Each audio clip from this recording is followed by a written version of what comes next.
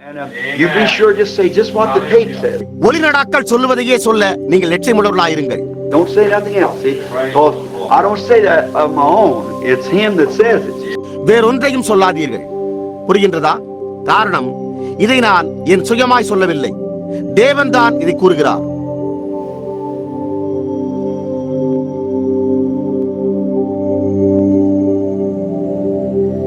இந்த காலையில் என்னுடைய மேலங்கியை மேடையின் மேல் அணிந்திருப்பது ஒரு விதமான வேடிக்கையாக காணப்படலாம்.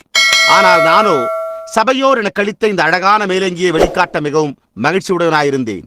அன்றொரு நாள் சகோதரன் நெவில் இங்கே ஒரு அருமையான சூட் அணிந்து வந்ததை நான் கண்டேன். அது அவருக்கு எவ்வளவு அருமையாய் பொருந்துகிறது என்று நான் எண்ணினேன். பாருங்கள், அது மிகவும் அருமையானதாய் காணப்பட்டது. சபையோரும் அதை குறித்து பேசிக் கொண்டனர். அப்பொழுது நான் மேடையின் மீது நானும் என்னுடைய மேலங்கியை அணிந்து கொள்ளலாமே என்று எண்ணினேன். நாம் ஒருபோதும் வளரப்போவதில்லை என்பதை நீங்கள் அறிந்திருப்பீர்கள் என்று நான் நம்புகிறேன். நான் உயரமாய் வளரும்படி விரும்புகிறதில்லை. சகோதரன் லூத்தர் அதை குறித்து என்ன? இல்லை, நான் ஒருபோதும் வளர விரும்புகிறதில்லை. நாம் எப்பொழுதுமே சிறு பிள்ளைகளாகவே தரித்திருக்க விரும்புகிறோம். இந்த அருமையான மேலங்கிக்கு பாராட்டுதல் நல்லது. இது உள்ளது என்று நான் கூறுவேன்.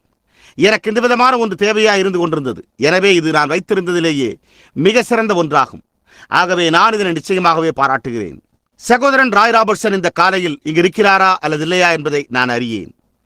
அவர் இதை தெரிந்தெடுக்கும்படியான ஒரு காரியத்தை செய்ய வேண்டியதாக இருந்தது. எனவே இது உண்மையிலேயே ஒரு அருமையான தெரிந்தெடுத்தலாகும். ஆகையால் நாங்கள் அதை பெற்றுக்கொள்ள மிகவும் பிரியப்படுகிறோம். நாங்கள் இந்த காலையில் அவருடைய விலையேறப்பெற்ற வார்த்தையில் எழுச்சியுற்று ஐக்கியங்கொள்ளும் இந்த அற்புதமான நேரங்களை அனுபவித்து மகிழும்படிக்கு ஜீவனுள்ள தேவனுடைய வீட்டுக்கு திரும்ப வருவதில் மிகவும் மகிழ்ச்சி அடைகின்றோம். கர்த்தருக்கு சித்தமானால் இப்பொழுது சீக்கிரத்தில் நான் கடல் கடந்து அயல் நாடுகளுக்கு செல்ல வேண்டியவனாயிருக்கிறேன். அடுத்த மாதம் நான் கடல் கடந்து அயல் நாடுகளுக்கு செல்லப் போகிறேன் என்பதை நீங்கள் வர்த்தக புருஷர்களுடைய சத்தம் என்ற பத்திரிகையில் பார்த்திருப்பீர்கள் என்று நான் அனுமானிக்கிறேன். நாங்கள் எல்லா ஜனங்களுடைய ஜெபங்களின் ஆதரவையும் அணுகிக் கொண்டிருப்போம். ஏனென்றால் நாங்கள் தொலைவில் இருக்கையில் அவர்கள் எங்களுக்காக ஜெபிப்பார்கள். அதன் மூலமே கடல் கடந்து நடைபெறும் என்னுடைய கூட்டங்கள் சிறப்பாக நடைபெறும் என்று ஐயத்துக்கிடமின்றி அறியப்படுகிறது. அது அந்த காரணத்தினாலே அங்கே சிறப்பாக வெற்றியும் அடைகிறது. அமெரிக்காவில் நான் கேட்டதை நான் சகோதரன் மெர்சியரிடம் சொல்லிக் கொண்டிருந்தேன். அவர் முதலாக எனக்கு ஒரு ஒலிப்பதிவு கருவியையும் என்னுடைய சில பிரசங்கங்களை கொண்டிருந்த ஒலித்தட்டுகளையும் கொடுத்தார். அப்பொழுது எவரேனும் என்னுடைய பிரசங்கத்தை கேட்டிருப்பார்களேயானால் அது அவர்களுக்கு தேவனுடைய கிருபையா இருந்திருக்கும் என்பதை நான் அறிந்து கொண்டேன். ஏனென்றால் நான் சற்று மேலான முறையில் பிரசங்கித்திருந்ததை நானே எண்ணி பார்த்தேன். அவர் அதையும் கூட ஒலிப்பதிவு செய்து கொண்டிருந்தார். உங்களால் அந்த பாகத்தை துண்டிக்க இயலும், பார்த்தீர்களா? இல்லை என்றால் அவர் அந்த நேரத்தில் ஒலிப்பதிவு கருவியின் பதிவு பொத்தானை அழுத்திக் கொண்டால் அதை பதிவிலிருந்து நீக்கிவிடலாம் என்று நான் யூகிக்கிறேன். ஆனால் நான் உங்களுக்கு கூறுகிறது என்னவெனில், நான் அதை கேட்டபோது மிகவும் ஆச்சரியப்பட்டேன். அது நான் என் ஜீவியத்தில் எப்போதும் கேட்டதிலேயே எதிர்பார்த்ததை விட குறைவான சாதாரண சொல்நயமற்ற பிரசங்கமாயிருந்தது. அது உண்மை. ஆனால் அது தொடர்ந்து பதிவு செய்யப்பட்டிருந்தது. அது எனக்கு மிகவும் மனக்கிளர்ச்சி ஏற்படுத்தினது. எனவே என்னால் என்னுடைய இரவு உணவையும் கூட சாப்பிட முடியாமல் போயிற்று. நான் சுகவீனம் அடைந்து மேஜை விட்டு எழும்பி சென்றேன். அந்த இரவு என்னால் தூங்க முடியாமல் போயிற்று. நேற்றைய தினம் சகோதரன் உட் அவர்களோடு கண்டக்கிக்கு சென்றேன். அப்பொழுது நான் திரும்பி வருகையில், சகோதரன் உட் அவர்களே, நான் பேசுவதை கேட்க எப்படி ஒரு நபர் வருகிறார் என்பது எனக்கு புரியவில்லை. அது எதிர்பார்ப்பதை காட்டிலும் மிகவும் சொல்நயமற்றதாயும் திரும்ப திரும்ப நானே சிலவற்றை கூறுகிறதாயும் உள்ளது. மேலும் இலக்கணமோ தவறாயும் நிறுத்தற்குறிகள் போன்றவை சரியற்றதாகவும் உள்ளனவே என்றேன். எனவே நான் வெறுமன எனக்கு தெரியவில்லை. பின்னும் நான், ஆனால் அது ஒரு விதத்தில் அது தேவனாய் இருக்க வேண்டும் என்று அறிந்து கொள்ளும்படி என்னை உற்சாகப்படுத்தினது. இல்லை என்றால் எவருமே வரமாட்டார்கள் என்றேன். அது உண்மை. ஆகையால் நான் சகோதரன் காலின்ஸ் அவர்களிடத்தில் பேசிக் கொண்டிருந்தேன். அவர் இந்த கட்டடத்தினுள் இருக்கிறார் என்று நான் நினைக்கிறேன். எனவே அப்பொழுது நான் அவரிடத்தில் கூறினேன். அவர் வந்தபோது இதை குறித்து அவரிடம் கூறிக்கொண்டிருந்தேன். அப்பொழுது நான், சகோதரன் காலின்ஸ் அவர்களே, நேர்மையாய் நான் கூறுகிறேன் என்றேன். நான் ஏறக்குறைய 30 வயதுடைய ஒரு பிரசங்கியாக இருக்கிறேன். எனவே நான் ஒரு பிரசங்கம் என்றால் என்னவென்பதை நிச்சயமாக அறிந்திருக்க வேண்டும் என்றேன். மேலும் ஆனால் என் பிரசங்கமோ நான் எப்போதும் கேட்டதிலேயே எதிர்பார்ப்பை விட குறைவான சொல்நயமற்றதாகவே உள்ளதே என்றேன். அவர் ஒரு மெத்தோடிஸ்ட் ஊழியக்காரர். அவருடைய சகோதரனும் மெத்தோடிஸ்ட் ஸ்தாபனத்தில் முற்றிலுமாய் ஈடுபாடு கொண்ட ஒரு மனிதனாயிருக்கிறார். அவர் நல்லது என்று கூறிவிட்டு அவர், சகோதரன் பிரணாம், நான் உங்களுக்கு சொல்லுகிறேன், நிறுத்தற் குறியீடுகளும் உங்களுடைய வாக்கியங்களும் மற்றுமுள்ள அது போன்ற காரியங்களும் சரியாக முடியாமல் இருக்கலாம் என்று கூறி, ஆனால் பெந்தேகோஸ்தே நாளன்று தன்னுடைய சொந்த பெயரை கூட கையொப்பமிட முடியாத அந்த நபர் பிரசங்கித்ததை குறித்து எப்போதாவது சிந்தித்து பார்த்தீர்களா? அவனுடைய பெயர் பேதுரு என்று கூறினார். மேலும் அதுவும் சரியாக நிறுத்தற் குறியிடப்படவில்லை என்றே நான் யூகிக்கிறேன் என்றார். ஆனால் நீங்கள் பாருங்கள், ஒரு மனிதனை அதன் மீது அவனுடைய கண்களை பட செய்து புரிந்து கொள்ளுகிறது எது? நீங்கள் இந்த வானொலி ஒலிபரப்புகளை கேட்கிறீர்கள். அவை யாவுமே எழுதப்பட்டவை. நீங்களே பாருங்கள், அவர்களால் அதை எழுதி அதற்கு நிறுத்த குறியிட்டு இன்னும் மற்ற காரியங்களையும் செய்ய முடிகிறது. ஏனென்றால் அவர்கள் அதை வாசித்துக் கொண்டிருக்கிறார்கள். நான் சார்லஸ் ஃபுல்லர் அவர்கள் ஒரு நீர்த்தொட்டியை போன்ற இடத்திற்கு பின்னால் உள்ள தன்னுடைய மேடையில் பிரசங்கிக்கையில் அவரோடு நின்றேன். அவர் கூறின ஒவ்வொரு காரியத்தையும் அவர் எண் 1, எண் 2, எண் 3, எண் 4 என்ற விதமாக எல்லாவற்றையும் தெளிவாக எழுதி வைத்துக் கொண்டு அது எவ்வளவு நேரத்திற்கென்றதையும் குறிப்பிட்டிருந்தார். அவை யாவும் தணிக்கை செய்யப்பட்டன. ஒவ்வொரு காரியத்தையும் வானொலி நிகழ்ச்சிக்கென்று தணிக்கை செய்தனர். நான் பில்லி கிரஹாமோடு இருந்து அவருடைய பிரசங்கத்தையும் பார்த்திருக்கிறேன். அவர்கள் அங்கே நின்று அதை பேசுகிறார்கள். அப்படியே அவர்களால் படிக்க முடிந்த அளவு வேகமாக அதை வாசிக்கிறார்கள். அவை யாவுமே முன்னதாக ஆயத்தமாக்கப்பட்டுள்ளன. ஆகையால் நீங்கள் அந்த நிறுத்த குறியீடுகளை புரிந்து கொள்வீர்கள் என்று நான் யூகிக்கிறேன். ஆனால் என்னோடுள்ள தொல்லை என்னவெனில், என்னாலே அதை வாசிக்கவும் கூட முடியாது. ஆகையால் நானும் அதை எழுதிவிட்டால் என்னாலேயே அதனை திரும்ப வாசிக்க முடியாது என்று நான் நிச்சயம் நம்புகிறேன். ஆகையால் இதுவோ அவர் நமக்காக என்ன செய்ய முடிகிறது என்பதை காணும்படியான ஆச்சரியமான கிருபையாய் உள்ளது. அவ்வாறு இல்லையா? ஆனால் நான் இந்த பழைய வருட முடிவில் ஒரு புதிய வருடத்தை துவக்கும்படி இப்பொழுது ஆரம்பிக்க நன்றியுள்ளவனாயிருக்கிறேன். நான் ஜெப வரிசையை கவனித்தேன். நான் நிச்சயமாகவே அந்த ஜெப வரிசையினால் திருப்தி அடையவில்லை. நான் ஒரு புதிய செய்தியை நானாகவே திரும்ப கேட்டது இதுவே முதல் முறையாகும். அப்பொழுது நான் நிச்சயமாகவே ஆச்சரியப்பட்டேன். ஆனால் ஜெப வரிசைகள் சரியாக நடைபெறவில்லை. இல்லை, அதாவது சற்று கழித்து அது நடைபெறும் போது அவர்களை குறித்த ஒவ்வொரு காரியத்தையும் ஒவ்வொருவரும் அவர்கள் அதை விசுவாசிப்பதற்கு முன்னரே அதை அறிந்து கொள்ள வேண்டும் என்று நான் நினைக்கிறேன். வருடத்தின் முதல் துவக்கத்திலேயே நான் அதை மாற்ற விரும்புகிறேன். ஜெப வரிசையை துவங்கி எங்கெங்கே தேவன் என்னிடத்தில் பேசுகிறாரோ அப்பொழுது நான் இந்த நபர் சரியாக இல்லை என்று கூறுவேன். இல்லை என்றால் ஏதோ காரியம் தவறாயிருக்கும். அப்பொழுது நான் அவனை நிறுத்திவிட்டு மற்றவர்களையும் வரிசையினூடாக செல்ல அனுமதிப்பேன். காரணம் என்னவெனில், நீங்கள் அவ்வாறு செல்கையில் முழுமையாக புரிந்து கொள்கிறதில்லை. புரிகிறதா? அவர்கள் எங்கே இருக்கிறார்கள் என்றும் அவர்கள் யாராயிருக்கிறார்கள் என்றும் அவர்கள் என்ன செய்திருக்கிறார்கள் என்றும் ஜனங்கள் அறிந்திருக்கிறார்கள். ஆனால் அவர்கள் தேவனோடு சரியாக ஒழுங்கில் இல்லாத ஏதோ காரியம் கண்டறியும் போது அந்த நேரத்தில் அந்த ஒருவரை நிறுத்தி இந்த ஒருவர்தான் என்று கூறுகிற நேரமாய் அது இருக்கும். புரிகின்றதா? எனவே நான் அவைகளை கேள்விப்பட்ட காரணத்தால் சகோதரன் லியோ அங்கே ஏதோ ஒரு மாற்றம் செய்யப்படலாம் என்று நினைக்கிறேன். ஆகவே தேவன் அதற்கு வருகின்ற வருடத்தில் நமக்கு உதவி செய்வார் என்று நான் நம்புகிறேன். இப்பொழுது இன்றிரவு அவர்கள் இங்கே கூடாரத்திலே ஆராதனைகளை வைத்திருக்கிறார்கள் என்று நான் நினைக்கிறேன். நான் இன்றிரவு இங்கே சகோதரன் ரடல் அவர்களோடு 62 என்ற எண் கொண்ட கட்டிடத்தில் இருக்க வேண்டியவனாயிருக்கிறேன். அவர்கள் இங்கே முழு இரவு ஜெபாராதனை நடத்தப் போகிறார்கள் என்பதை நான் புரிந்து கொண்டேன். சகோதரன் ரடல் அவர்கள் அந்த முழு இரவு ஜெபத்திற்கு வரும்படி என்னை கேட்டிருந்தார்.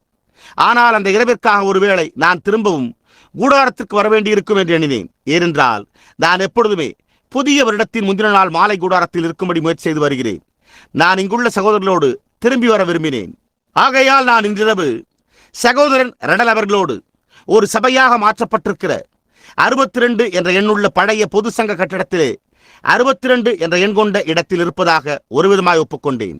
ஆகையால் புதன்கிழமை இரவு அந்த முழு ஜெப ஆராதனையிலே இங்கே திரும்பவும் இருப்போம்.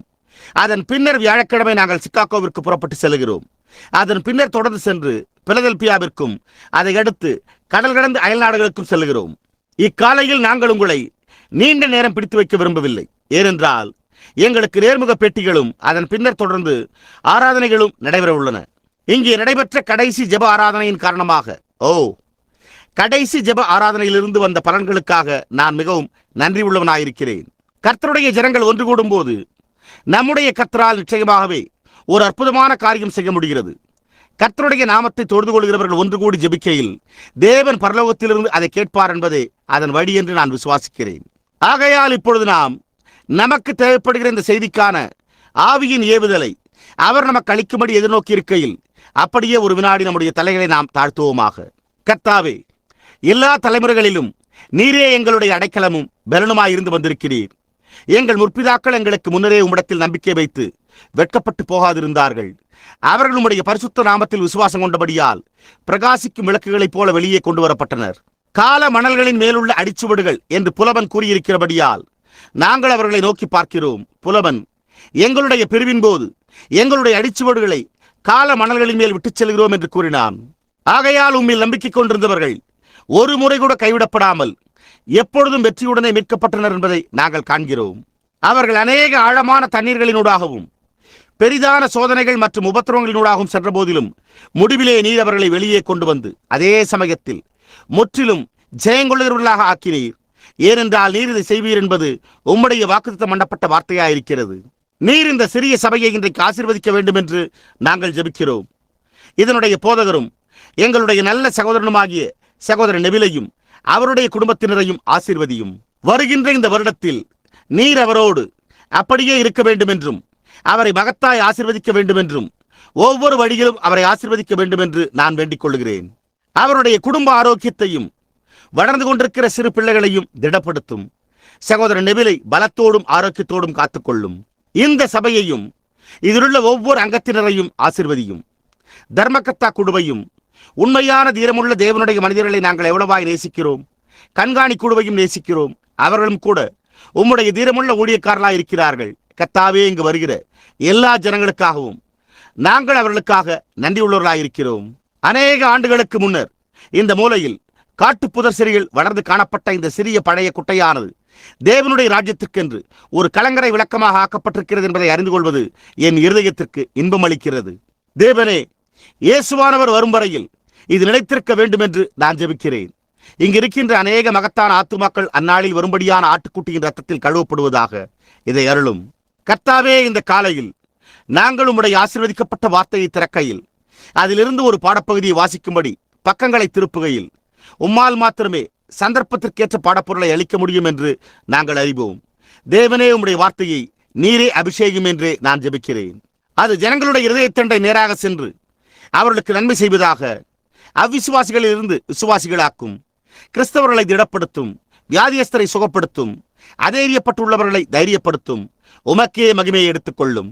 கர்த்தாவே, இதை செய்கையில் பேசப்போகும் உதடுகளையும் கேட்கப்போகும் காதுகளையும் விருத்து சேதனம் செய்யும். நாங்கள் இதை இயேசுவின் நாமத்தில் வேண்டிக் கொள்கிறோம். ஆமேன். கடந்த ஞாயிற்றுக்கிழமை முதற்கொண்டு நான் என் இருதயத்தில் பட்ட ஒரு சிறு பாடப்பொருளை அறிவித்து வந்தேன். நான் இயேசுவை காணும்படி வந்து கொண்டிருந்த சாஸ்திரிகளின் பேரிலும் அவர்கள் கிழக்கிலிருந்து மேற்கிற்கு பின்தொடர்ந்த நட்சத்திரத்தின் பேரிலும் பேசிக் கொண்டிருந்தேன். நான் அதை ஆய்ந்து படிக்கையில் எனக்கு ஒரு வேதவாக்கியம் மனதில் பட்டது. கிறிஸ்துமஸ் தினத்திற்கு முந்தின நாள் மாலை இங்கே வர முடியவில்லை. ஏனென்றால் சில சிறைச்சாலை ஊழியங்கள் போன்றவை இருந்தபடியால் நான் அங்கு இருக்க வேண்டியதாக இருந்தது. எனவே இன்றைக்கு நான் ஏன் சிறிய பெத்லகேம் என்ற பொருளை குறித்து பேசலாம் என்று எண்ணினேன். சிறிய தீர்க்கதரிசிகளில் ஒருவரான தீர்க்கதரிசி மீகாவின் புத்தகம் 5ஆம் அதிகாரம் 2ஆம் வசனத்திலிருந்து நான் வாசிக்க விரும்புகிறேன். அது இந்த விதமாக வாசிக்கப்படுகிறது.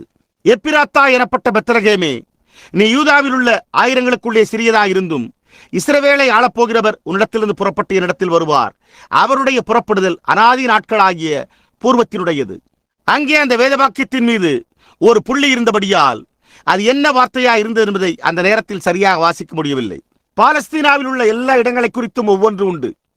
அங்கே அநேக மிகப்பெரிய பட்டணங்களும் அதனுடைய ஸ்தலங்களும் வரலாற்று சிறப்பில் அதிகமாய் அறியப்படுகின்ற பட்டணங்களும் சிறந்த அரணிப்பாக்கப்பட்ட பட்டணங்களும் உள்ளன.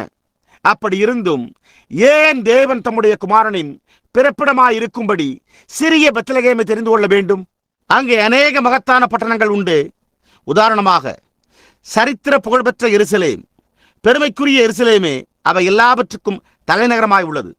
அது பாலஸ்தீனாவில் உள்ள மிகப்பெரிய பட்டணங்களில் ஒன்றாகும். அப்படி இருக்கையில் ஏன் தேவன் தம்முடைய குமாரனின் பிறப்பிடமாக அந்த சிறிய பெத்லகேம் பட்டணத்தை தெரிந்தெடுக்க வேண்டும் என்று நாம் வியப்படைகிறோம். ஆனால் வேத வாக்கியங்களோ தேவன் எதை செய்யும்படி தீர்மானித்திருக்கிறாரோ அதுவே செய்யப்படும் என்று உரைத்துள்ளன.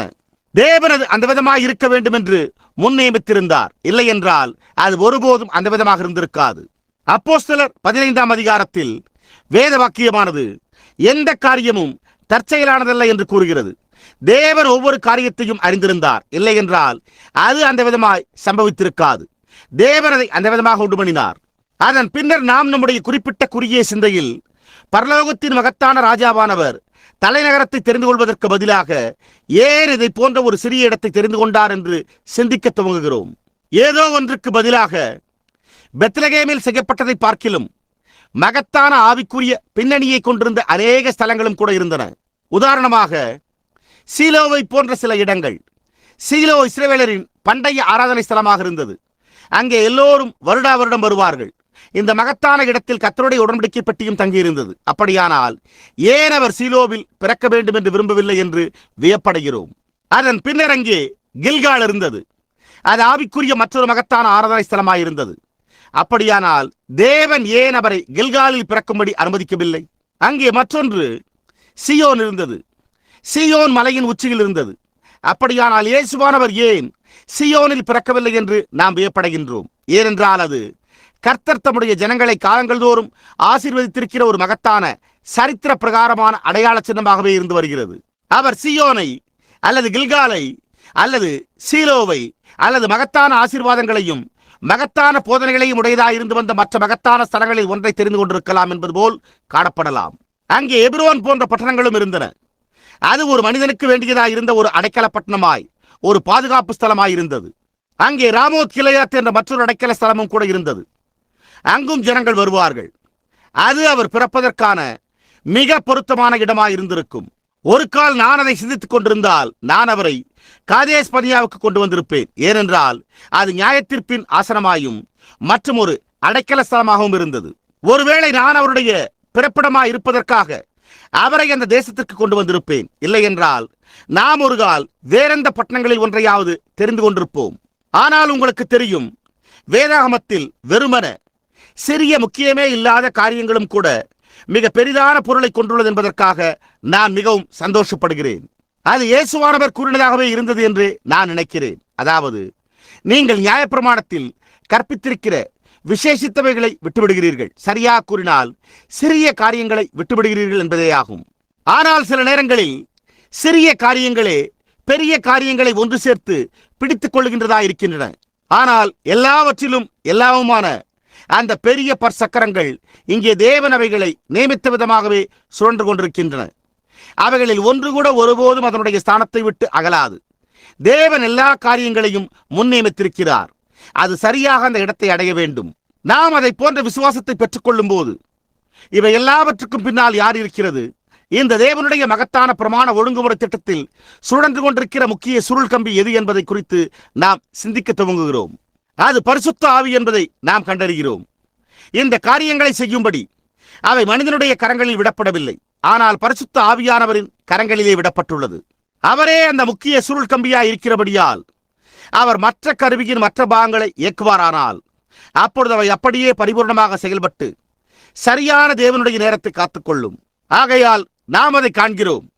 நாம் மகத்தான காரியங்களை நோக்கி பார்க்கையில் எப்படி நாம் அவைகளை பெற்றுக்கொள்வோம் என்று நம்முடைய சிந்தையில் நாம் வியப்படைகிறோம். ஆகவே அது நமக்கு இன்றைக்கு மிகுந்த ஆறுதலை அளிக்கிறது. அதை நினைத்து பார்க்கையில் நாம் ஒரு சிறு கூட்ட ஜனங்களாய் இருக்கலாம். நாம் உலகத்திற்கும் பெரிய ஸ்தாபன சபைகளுக்கும் முக்கியத்துவம் இல்லாதவர்களாய் இருக்கலாம். அதே சமயத்தில் தேவன் அந்த சிறிய எளிமையான காரியங்களை சில நேரங்களில் உபயோகிக்கிறார். அது பயப்படாத சிறுமந்தையே, உங்களுக்கு ராஜ்யத்தை கொடுக்க உங்கள் பிதா பிரியமாய் இருக்கிறார் என்று கூட வேத வாக்கியங்களில் எழுதப்பட்டிருக்கிறது. என்னே ஒரு ஆறுதல்! பிதாவானவர் அந்த சிறு மந்தைக்கு ராஜ்யத்தை கொடுக்கும்படியாகவே இயேசுவானவர் அந்த சிறிய பெத்லகேமில் பிறக்க வேண்டியது அவ்வளவு நிச்சயமாக இருந்தது என்பதை நான் அறிந்து கொண்டேன். ஏனென்றால் அது எழுதப்பட்டிருக்கிறது. வேத வாக்கியங்கள் எல்லாம் தேவ ஆவியினால் அருளப்பட்டிருக்கிறது. வேத வாக்கியங்கள் தவறிப்போக முடியாது. அவைகள் நிறைவேற வேண்டும். ஆகையால் ராஜ்யத்தை பெற்றுக்கொள்ளப் போவது ஒரு சிறு மந்தை, ஒரு உண்மையுள்ள விசுவாசிகளின் சிறு கூட்டமாக இருக்கும் என்பதை அறியும் போது அது நமக்கு நம்பிக்கையை அளிக்கிறது. நான் அந்த சிறு மந்தையில் அல்லது அந்த மந்தையில் உள்ளவர்களில் ஒருவனாய் இருக்க வேண்டும் என்று நம்பிக்கொண்டிருக்கிறேன். நான் அவ்வாறே கூற வேண்டும். நாம் அந்த கதையை அறிவோம். இஸ்ரவேலர் தேவனுடைய வாக்குத்தத்தின் மூலம் எப்படி பாலஸ்தீனாவுக்குள் வந்தனர் என்பதை குறித்த அந்த கதையை அநேகமாக நாம் எல்லோரும் அறிந்திருக்கிறோம். ஒவ்வொரு கோத்திரத்தாருக்கும் அவர்களுடைய பங்கை பங்கிட்டுக் கொடுத்தவன் அந்த மகத்தான யோசுவாதான் என்பதை நாம் அறிவோம். நிச்சயமாகவே நமக்கு இதை குறித்து இப்பொழுது நேரம் இருக்குமானால் இன்றிரவு 6 மணி வரை இந்த பொருளின் பேரிலேயே தரித்திருந்து இந்த காரியங்களை ஒரு வரிசையில் அமைத்து அவைகளின் உண்மையான பொருளை அறிந்து கொள்ளும்படி செய்தால் நலமாயிருக்கும். ஆனால் நமக்கோ நேரமில்லை. ஏறக்குறைய 30-40 நிமிடங்களே உள்ளன. ஆகையால் நாம் தொடர்ந்து செல்கையில் நாம் மனதில் பதிய வைக்க வேண்டிய உயரிய கருத்துக்களையும் அது நெஞ்சிய காரியங்களையும் பரிசுத்த ஆவியானவர் தாமே வேதத்தை வாசிப்பவர்களாகிய உங்களுடைய இதயத்திற்குள் பதிய செய்வார் என்று நம்புகிறேன். யோசுவா இந்த பாகங்களை அவர்களுக்கு பாலஸ்தீனாவில் எவ்வாறு பங்கிட்டான்? அவை ஆவியின் ஏவுதலினால் எவ்வாறு பங்கிடப்பட்டன?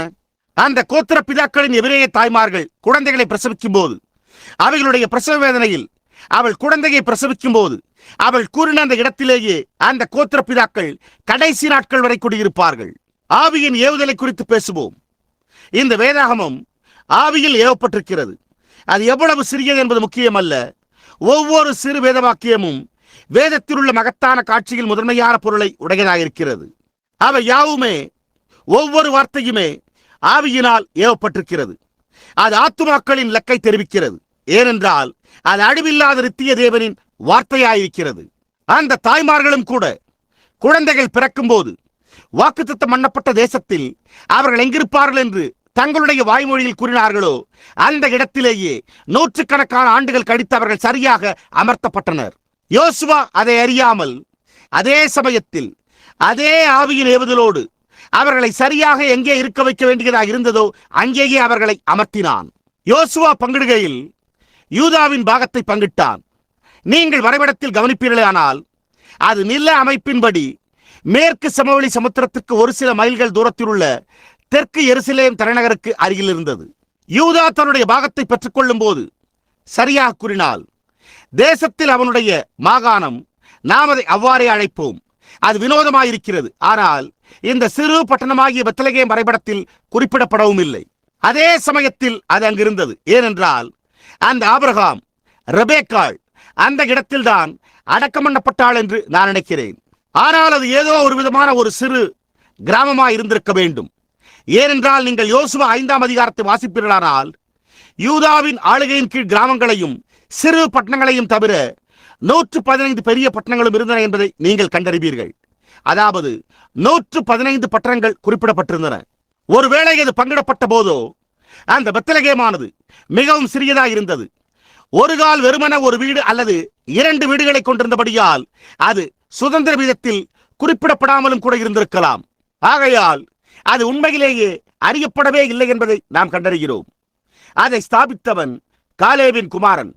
காலேபின் குமாரனாயிருந்தான். அவனுடைய பெயர் சல்மோன். அவனே அதை ஸ்தாபித்தான். அவனே அதனுடைய தகப்பனாய் இருந்தான் என்று வேதம் கூறுகிறது. அதன் பொருள் என்னவெனில் அவன் பெத்லகேமின் ஸ்தாபகனாயிருந்தான் என்பதே ஆகும். வேறு வார்த்தைகளில் கூறினால் அவன் அங்கே குடிபெயர்ந்து சென்று ஏதோ ஒரு வியாபாரத்தை செய்ய துவங்கி வணிக ரீதியில் அந்த வியாபாரமானது வளர்ச்சி அடைந்திருக்க வேண்டும். அதன் பின்னர் அதை குறித்த உண்மையான காரணம் என்னவெனில் எல்லா தேசங்களும் அந்த சிறு துண்டு நிலத்தை குறித்து பொறாமை கொண்டிருந்தன. அது வடக்கு மற்றும் கிழக்கு பக்கமாகவும் அந்த வரைபட முனை சற்று தெற்கு புறமாக வரைபடத்தில் சாய்ந்திருக்கிறது. அது பாலஸ்தீனாவிலேயே மிகவும் செழிப்புள்ளதாயிருந்தது. அது ஒரு தானிய விளைச்சலையும் கோதுமை விளைச்சலையும் கொண்டதாயிருந்தது. யூதேயா மாகாணத்தின் கடைசியில் உள்ள பாலஸ்தீனாவில் உள்ள பெத்லகேமில் பெரிய ஒலிவத் தோப்புகள் இருந்தன. அது ராகா பேசியின் குடியிருப்பு ஸ்தலமாக மாறினது என்பதை நாம் கண்டறிகிறோம். இஸ்ரவேலர் யோர்தான் நதியின் எல்லையோரமாய் கடந்து சென்று பாலஸ்தீனாவுக்குள் சென்றனர். நாம் அந்த ராகா பேசியின் கதையை நன்கறிந்திருக்கிறோம். நாம் இந்த காலையில் இப்பொழுது ஒரு சில நிமிடங்கள் அவளை பற்றி சித்தரிப்போமாக. ஒரு வாலிப ஸ்திரீ, ஒரு அழகான வாலிப பெண்ணாய் இருந்த காரணத்தால் அவளுடைய வாழ்க்கையில் உண்டான ஏதோ ஒரு இன்னலினால் பலவந்தம் பண்ணப்பட்டாள். ஒரு அஞ்ஞான ஸ்திரீயாய் இருந்தாள். அவள் ஜீவித்துக் கொண்டிருந்த ஜீவியத்தில் பலவந்தம் பண்ணப்பட்டிருந்தாள். அநேக முறை ஜனங்கள் அவர்கள் ஜீவிக்கின்ற ஜீவியத்தில் பலவந்தம் பண்ணப்படுகின்றனர். நான் அன்றொரு இரவு தண்டனை அனுபவித்துக் கொண்டிருந்த ஒரு மனிதனை காணும்படி சிறைச்சாலைக்கு சென்றிருந்தேன். அப்பொழுது நான் அவனுடைய கரத்தை பற்றி பிடித்து அவரிடம் பேசினேன். நான் அது போன்ற ஒரு காரியத்தை செய்ய நீ ஏன் விரும்பினாய் என்று கேட்டேன். அப்பொழுது அவன் என்னுடைய கரத்தை பற்றி கொண்டு பேசத் துவங்கினான். அப்பொழுது அவன் செய்து கொண்டிருந்த காரியத்தில் அவன் பலவந்தம் பண்ணப்பட்டான். அதற்கு நான், நீ அதை செய்ய பலவந்தம் பண்ணும்படி உன்னை அனுமதித்ததுதான் காரணம். நீ அதை செய்ய வேண்டியதில்லை. எந்த மனிதனுமே குடிக்க வேண்டியதில்லையே என்று கூறினேன். மேலும் நானே நரம்பு தளர்ச்சி உடையவன், ஆனாலும் அதற்கு எதுவுமே வேண்டியதில்லையே என்றேன். இந்த வாலிப பெண்மணி அவள் முதலில் இஸ்ரவேலை குறித்தும் ஜெபத்திற்கு பதிலளித்திருந்த ஒரு தேவனை குறித்தும் கேள்விப்பட்ட பிறகு ஜெபிப்பதற்கான ஒரு தேவனாய் மட்டுமின்றி அதற்கு திரும்ப பதிலளித்த ஒரு தேவன் என்பதை குறித்தும் கேள்விப்பட்டிருந்தாள். அங்கே ஒரு அற்புதங்களின் தேவன், அற்புதங்களை நிகழ்த்த முடிந்த தேவன், சமுத்திரத்தை வற்றிப்போக பண்ணின தேவன், வானத்திலிருந்து அப்பங்களை வருஷிக்க பண்ணினார் என்பதை குறித்து கேள்விப்பட்ட போது அவளுடைய இருதயம் நடுங்க துவங்கினது. அவள் அங்கு சென்றிருந்த 2 பிரசங்கிமார்களிடத்திலிருந்து முதல் செய்தியை பெற்றுக் கொண்ட போது உடனடியாக அதை அவளுடைய முழு இருதயத்தோடு ஏற்றுக்கொண்டாள். அவள் தன்னுடைய வீட்டு ஜன்னலில் ஒரு சிவப்பு கயிற்று கட்டி அவளுடைய வீட்டின் பாதுகாப்பிற்காக தொங்கவிட்டாள். ஏனென்றால் அவள் செய்தியை ஏற்றுக்கொண்டிருந்தாள். நான் இங்கே தொடர்ந்து கூறுகிறேன், அவள் புறஜாதி சபைக்கு மாதிரியாய் இருந்தாள் என்று உங்களுக்கு தெரியுமா? அவள் ஒரு புறஜாதியாய் இருந்தாள். அவள் செய்தியை கேட்டபோது அவள் புறஜாதி சபைக்கு ஒரு மாதிரியாய் இருந்தாள். நாம் எல்லோருமே ஆவிக்குரிய உபச்சாரத்தில் பரலோகத்தின் தேவனுக்கு எதிராக எல்லா விதமான காரியங்களிலும் எல்லா விதமான ஸ்தாபனங்களோடும் மார்க்கங்களோடும் ஆவிக்குரிய வேசித்தனம் பண்ணி கொண்டிருந்தோம். ஆனால் நாமோ ஜீவிக்கின்ற தேவன் ஒருவர் உண்டு என்றும் அற்புதங்களை நிகழ்த்தியவர் ஒருவர் உண்டு என்று கேள்விப்பட்ட போது உடனடியாக நாம் செய்தியை ஏற்றுக்கொண்டோம். அங்கே சிவப்பு நூல் கயிறானது கர்த்தராகிய இயேசு கிறிஸ்துவின் ரத்தமாக பயன்படுத்தப்பட்டது. அவள் அதை எப்படி தன்னுடைய வீட்டு ஜன்னலிலிருந்து வெளிப்படையாக தொங்கவிட்டாள் என்பதை நீங்கள் அறிந்துள்ளபடியால் அந்த சம்பவத்திற்குள் விவரமாக செல்வதை குறைத்துக் கொள்ளுகிறேன். ரத்தம் வெளிப்படையாக காட்டப்பட்டது. அந்த விதமாகவே ரத்தமானது வெளிப்படையாக காட்ட வேண்டியதாக இருக்கிறது. அதாவது உட்புறமாக ஏதோ காரியம் சம்பவித்திருந்தது என்பதை காட்டும்படி அது சுவற்றின் வெளிப்புறத்திலிருந்து தொங்கிக் கொண்டிருந்தது. இந்த காலையில் கிறிஸ்துவுக்குள்ளான உண்மையான விசுவாசியும் அந்த விதமாகவே இருக்கிறான். வெளிப்புறத்தில் வெளிப்படையாக காட்டப்படுகிற கர்த்தராகிய இயேசு கிறிஸ்துவின் ரத்தம் உட்புறத்தில் ஏதோ காரியம் சம்பவித்துள்ளது என்பதையே காட்டுகிறது. தேவன் கோபாக்கினையின் சீற்றத்தோடு நோக்கி பார்க்க எக்காலங்கள் முழங்க துவங்கையில் அங்கே அந்த சிவப்பு கயிறானது ஒரு ஞாபக சின்னமாக தொங்குகிறதை தேவன் கண்டார். ரத்தத்தை கடந்து செல்வது அவருக்கு எப்பொழுதும் பிரியமாயிருக்கிறது. நான் ரத்தத்தை காணும் போது நான் உங்களை கடந்து செல்வேன். அவர் அதை கண்டார். பரிசுத்த ஆவியானவர் அசைக்கும் போது பூமியை குமர செய்து சுமார் 20 அடி அகலமான மதிர்ச்சுவர்களை அசைத்து விடச் செய்யும் போது அங்கே தொங்கிக் கொண்டிருந்த அந்த கயிற்றின் மீது ஒரு கல் கூட விடவில்லை. அது ஒரு உண்மையான விசுவாசிக்குரிய ஒரு உண்மையான தேவனின் பாதுகாப்பை காட்டுகிறது. நீங்கள் அந்த சிவப்பு கயிற்றை ஏற்றுக்கொள்வீர்களேயானால் அவர் உங்களை கண்டறியும் போது நீங்கள் என்ன நிலைமைக்குள் இருந்தாலும் கவலைப்பட வேண்டியதில்லை. அது வேதாகமத்தினூடாக கொண்டு செல்கிறது. அதன் பின்னர் இஸ்ரவேலர்களில் ஒருவரால் அவள் தெரிந்து கொள்ளப்பட்டாள் என்பதை நாம் காண்கிறோம். அவள் யூதேயாவில் ஒரு தளபதியாக ஒரு பிரபுவாக இருந்த ஒரு மனிதனோடு காதல் கொண்டாள். அவன் இஸ்ரவேலின் இராணுவங்களுக்கு தளபதியாக இருந்தான். அவனுடைய பெயர் சாலமோன் ராஜாவைப் போல சல்மோன் என்றிருந்தது. அவன் தளபதியாக இருந்தான். அவள் யூதேயாவின் பிரபுவாயிருந்த இந்த தளபதியோடு காதல் புரிந்தாள். அவள் முடிவாக திருமணம் செய்து கொண்டாள். இஸ்ரவேலருக்கான நில சொத்து பகிர்ந்தளிக்கப்பட்ட போது அவளும் அவளுடைய அன்புக்குரிய கணவனும் பெத்லகேமில் வசித்து வந்தனர். இப்பொழுது நீங்கள் அது ஆரம்பமாவதை காண துவங்குகிறீர்களா? நீங்கள் காண துவங்கவில்லையா? பார்த்தீர்களா? அது ஆரம்பமாக துவங்கிறது.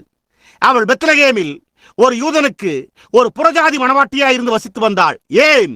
காரணம், அவள் அற்புதம் செய்கிற தேவனில் விசுவாசம் கொண்டிருந்தாள். பாருங்கள், அவள் துர்க்கீர்த்தி உள்ள வீட்டிலிருந்து, விபச்சார வீட்டிலிருந்து வந்தவள். அவளுடைய மனமாற்றமும் தேவனில் அவள் கொண்டிருந்த அவளுடைய தவறிப்போகாத விசுவாசமுமே பெத்லகேமில் ஒரு அழகான வீட்டில் இருக்கும்படிக்கு அவளை ஒரு விபச்சார வீட்டிலிருந்து கொண்டு வந்தது. என்ன ஒரு வித்தியாசம்!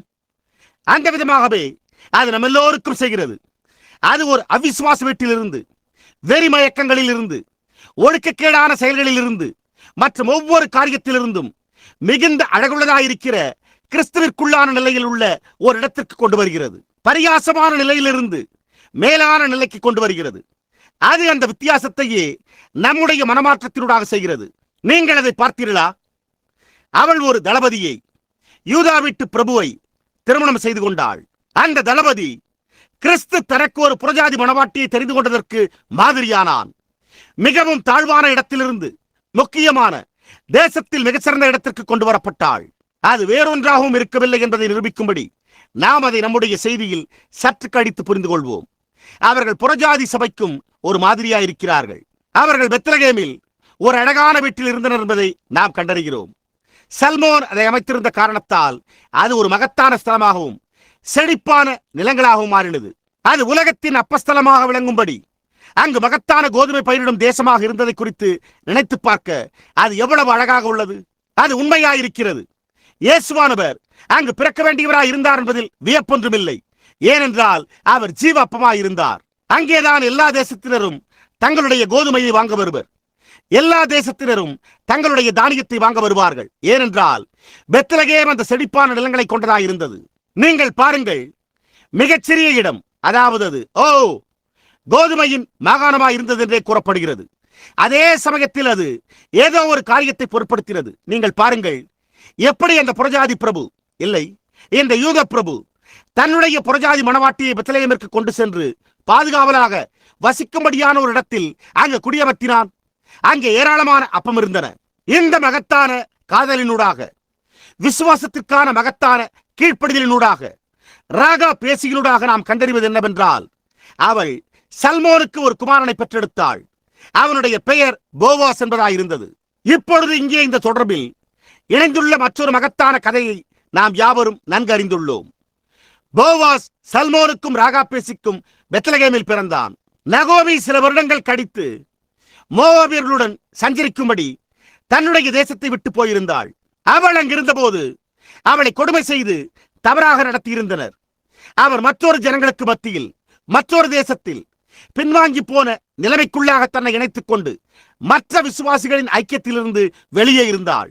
வேறு விதமாக கூறினால், அவள் எந்த காரியமும் சரியாயிருக்கும் என்று விசுவாசித்து உலகத்தோடு சற்று சேர்ந்து வாழ விரும்பின சபைக்குள்ளாக சேர்ந்து கொள்ளும்படி உண்மையான சபையை விட்டுவிட்டிருந்தாள். அங்கே அவள் தன்னுடைய கணவனை இழந்து போனாள். அது ஒவ்வொரு முறையும் சரீர பிரகாரமான மரணத்தையே கொண்டு வர வேண்டியதா இருக்காது. நீ அவனை ஒரு ஆவிக்குரிய மரணத்தில் இழக்கலாம், அல்லது உன்னுடைய மனைவியை இழக்கலாம். நல்ல ஸ்தலத்தில் தரித்திருப்பதே மேலானது. மற்றவர்கள் எந்த விதமாய் காணப்பட்டாலும், அவர்கள் எவ்வளவு பெரியவர்களாய் இருந்தாலும், அவர்கள் தங்களுடைய சபைகளை எவ்வளவு அருமையான கோபுரங்களாக வைத்திருந்தாலும், அல்லது எவ்வளவு பெரிய மணிகள் ஒலித்தாலும் அதை பொருட்படுத்தாமல், நீங்கள் இரத்தத்தால் எங்கே மூடப்பட்டிருக்கிறீர்கள் என்பதை அறிந்திருக்கிறீர்களோ அங்கேயே தரித்திருப்பது மேலானதாயிருக்கும். ஜனங்களின் பாவங்களை மூடுகிற இரத்தத்தினண்டையிலேயே நீங்கள் தரித்திருப்பது நலம். இல்லை என்றால் நீங்கள் ஒருவரை ஒருவர் இழந்து போவீர்கள். எல்லாவற்றுக்கும் மேலாக நீங்கள் கர்த்தராகிய இயேசுவை இழந்து போய் பாதுகாப்பற்றவர்களாயிருப்பீர்கள். அதன் பின்னர் அவளுடைய குமாரர்கள் மரித்து போன பிறகு அவள் அவர்கள் இருவரையும் இழந்து விட்டாள் என்பதை நாம் கண்டறிகிறோம்.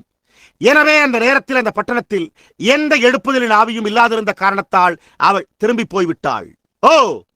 ஒரு சில நிமிடங்கள் நாம் இங்கு தரித்திருக்கும்படி எவ்வளவாய் விரும்புகிறேன். நான் அதை இங்கே எடுத்து எப்படியாய் உங்களுக்கு காண்பிக்க விரும்புகிறேன். எத்தனை சபைகள் பின்வாங்கி போயிருந்தாலும் அதை பொருட்படுத்தாமல் இரத்தத்தின் கீழே தரித்திருங்கள். அதுவே தரித்திருக்க வேண்டிய ஸ்தலமாகும். உள்ளேயோ அல்லது வெளியிலோ, மேலேயோ அல்லது கீழேயோ, அடர்த்தியாகவோ அல்லது மெல்லியதாகவோ என்னவா இருந்தாலும் இரத்தத்தின் கீழே தரித்திருங்கள். ஆனால் நகோமியோ இஸ்ரவேலர்கள் தொல்லைகளை அனுபவித்துக் கொண்டிருந்த காரணத்தால் மற்ற குழுவினரோடு போய் சேர்ந்து கொள்வது மேலானதாக இருக்கும் என்று அவள் எண்ணினாள். ஆனால் அங்கோ ஆவிக்குரிய அப்பம் இல்லாதிருந்தது. ஆயினும் தேவன் அதை திரும்ப அளிப்பார். அதாவது, நான் அதை திரும்ப அளிப்பேன் என்று கர்த்தர் சொல்லுகிறாரே. எனவே அது எந்த இடத்திலிருந்து வருகிறதோ அந்த இடத்திலேயே தரித்திருங்கள். ஆகையால் அவளுக்கு திரும்பி போக வேண்டும் என்ற வாஞ்சை உண்டாக துவங்கிறது என்பதை நாம் கண்டறிகிறோம். ஏனென்றால் ஒரு மகத்தான எழுப்புதல் அங்கே உண்டாயிருந்தது என்பதை அவர்கள் கேள்விப்பட்டிருந்தனர். நீங்கள் கவனிப்பீர்களேயானால், நகோமி வார்கோதுமை காலத்தில் சரியாக அறுப்பின் நிறத்தில் திரும்பி வந்தாள் என்று வேதம் கூறுகிறது. வேறு வார்த்தைகளில் கூறினால், ஆவிக்குரிய பிரகாரமாக அதை பொருத்துகிறேன். அங்கே ஒரு மகத்தான எழுப்புதல் நடந்து கொண்டிருந்த போது சரியாக அந்த சமயத்திலேயே அவள் திரும்பி வந்தாள். ஒன்றுமே விடப்பட்டிருக்கவில்லை. அவள் எதையுமே உடையவளாயிருக்கவில்லை. ஒர்பாள் அவளுடைய குமாரனின் மனைவிகளில் ஒருத்தி. அவள் எதை தியாகம் செய்ய வேண்டி இருந்தது என்பதை காணும்படி வந்தாள். அவள் நவீன சபைக்கு ஒரு மாதிரியாக இருக்கிறாள். நான் அங்கு செல்ல வேண்டி இருக்குமானால் நான் என்னுடைய நடன காட்சிகளை விட்டு தூரமாய் செல்ல வேண்டியதாக இருக்கும். நான் என்னுடைய பகட்டான நேரத்தையும் என்னுடைய கூடி மகிழ்கிற கூட்டத்தினரையும் விட்டு தூரமாய் செல்ல வேண்டியதாக இருக்கும். ஆகையால் அவள் வெறுமன அழுது தன்னுடைய மாமியை முத்தமிட்டு திரும்பி சென்றாள். ஆனால் இங்கே ஒரு அழகான காட்சி இருக்கிறது. அவளோடு ரூத் எனும் பெயர் கொண்ட மற்றொரு மருமகள் இருந்தாள். அவள் புறஜாதி மணவாட்டிக்கு ஒரு மாதிரியாய் இருந்தாள். அவள் தன்னுடைய மாமியை முத்தமிட்டு, நான் எல்லா காரியங்களையும் விட்டுவிட்டேன். நான் உன்னோடு செல்லப் போகிறேன். உம்முடைய ஜனமே என்னுடைய ஜனமாயிருக்கட்டும். உன்னுடைய தேவனே என்னுடைய தேவனாயிருக்கட்டும். நீர் எங்கு மறிக்கிறீரோ அங்கு நானும் மறிப்பேன். நீர் எங்கே அடக்கம் பண்ணப்படுவீரோ அங்கே நானும் அடக்கம் பண்ணப்படுவேன் என்றாள். அதுதான் இது. அதைத்தான் தேவன் விரும்புகிறாரே என்று அந்த எல்லைக்கோட்டையோ பாதி வழியையோ அல்ல, ஆனால் ஒரு முற்றிலுமான தேவனுடைய ராஜ்யத்திற்கென்று முழுமையாக ஒப்புவிப்பதையே விரும்புகிறார். அவள் இவளை முத்தம் செய்தாள். ஆயினும் நகோமியோ அவளை திடனற்று போக செய்யும்படி கூறினாள். அதாவது, நீ உன்னுடைய ஜனத்தாரண்டைக்கு திரும்பி போவது நலமாயிருக்கும். நானோ முதிர் வயதானவள், எனக்கு இனி குமாரர்கள் உண்டாகிறார்கள் என்று கூறினாள். ஆனால் நியாயப்பிரமாணமோ அவள் ஒரு குமாரனுக்காக காத்திருக்க வேண்டியதாக இருந்தது என்றே கூறியிருந்தது. ஆயினும் இவளோ, எனக்கு இனிமேல் பிள்ளை உண்டாகிறாது, நான் ஒரு புருஷனுக்கு வாழ்க்கைப்பட்டு நான் ஒரு குமாரனை பெற்றாலும் அவனை மணக்க உனக்கு மிகவும் வயதாகிவிடும், ஆகையால் உன்னுடைய ஜனத்தாரண்டைக்கு திரும்பிப்போ என்று கூறிவிட்டாள். ஆனால் ரூத்தோ நான் திரும்பி போக மாட்டேன் என்றாள். விசுவாசம் வேரூன்றி உறுதியாக நிலைநாட்டப்பட்டதே. பரிபூர்ண விசுவாசம் ரூத்தினுடைய இருதயத்திற்குள்ளாக உண்டாயிருந்தது. எனவே அவள் நான் உன்னோடே செல்லப் போகிறேன் என்று கூறிவிட்டாள். அவள் இவளை பற்றி பிடித்துக் கொண்டாள். நீர் எங்கே இருக்கிறீரோ அங்கே நானும் இருக்கப் போகிறேன், நான் அதை விரும்புகிறேன். நாம் தொடர்ந்து செல்கிற அந்த கதையை நன்கு அறிந்தவர்களாய் இருக்கிறோம். அதாவது இந்த மகத்தான போவாஸ் அறுப்புக்கு எஜமானாய் அறுப்பு வேளையில் இருந்தான். அவன் நகோமிக்கு ஒரு உறவின் முறையானாயிருந்தான். அவன் அங்கே ஒரு சிறு வயலில் ரூத் பொறுக்குகிறதை, ஒவ்வொரு கதிரையும், தானியம் இருந்த ஒவ்வொரு கதிரையும் அவள் பொறுக்கி எடுத்து அவளுடைய ஜீவனத்திற்காக வைத்துக் கொண்டதை கண்டான். அப்பொழுது போவாஸ் அறுப்புக்கு எஜமானாய் இருந்தபடியால் தன்னுடைய அறுவடையாளர்களை ஒரு கைப்பிடி அளவு அவளுக்காக இடையிடையே சிந்தவிடும்படி கட்டளையிட்டான். அவள் அதை சந்தோஷத்தோடு பொறுக்கிக் கொண்டாள். அவள் அதை அந்நாளில் தட்டி அடித்து ஒரு பெரிய துணி நிறைய கொண்டு சென்றாள். அறுப்புக்கு எஜமானாகிய போவாஸ் வெளியே வந்து ரூத்தை நோக்கி பார்த்தபோது அவளுடைய உண்மை நிலையை கண்டு அவன் அவளோடு காதல் கொண்டான். போவாஸ் கிறிஸ்துவுக்கு பாவனையாக இருப்பதை கவனியுங்கள். அவன் எங்கே இருந்தான்? பெத்லகேம். ரூத் எங்கே வந்தாள்? பெத்லகேமுக்கே.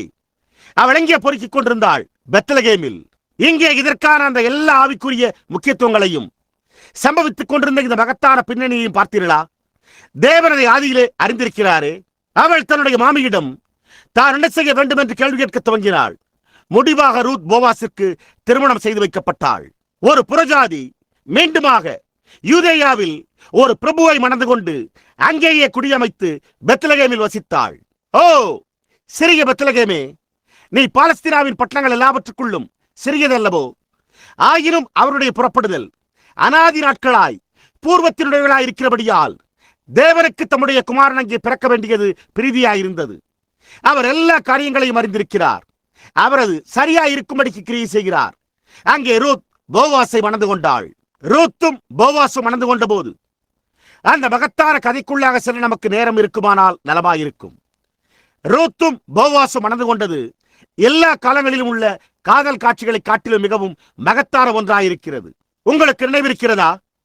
நாம் இங்கே ஒரு நிமிடம் அப்படியே நிறுத்துவோமாக. ஏனெனில் அது கடந்து செல்ல முடியாதபடிக்கு மிகவும் முக்கியத்துவம் வாய்ந்தா இருக்கிறது. ரூத் ஒரு புறஜாதியாய் இருந்தாள். புறஜாதிகளாகிய நமக்கு எந்த சுதந்திரமும் இல்லாதிருப்பது போலவே அவளுக்கு யூதனோடு சுதந்திரமே இல்லாதிருந்தது. ஆகையால் நகோமி அதை உண்மையாகவே சுதந்திரிக்க வேண்டிய ஒருவளாயிருந்தாள். எனவே அவள் முதலில் தனக்கிருந்த நிலச்சொத்து எல்லாவற்றையும் இழந்து விட்டிருந்தாள். அவளுடைய பொருட்கள் யாவுமே பொது ஏலத்தில் விற்கப்பட்டிருந்தன. ஆகையால் அவளும் விலக்கி வைக்கப்பட்டு தூரமாய் போய்விட்டிருந்தாள். இப்பொழுது அவள் திரும்பி வந்தபோது அங்கே இழந்து போன அவளுடைய சுதந்திரத்தை மீட்கக்கூடிய ஒரு நபர் இருந்தான்.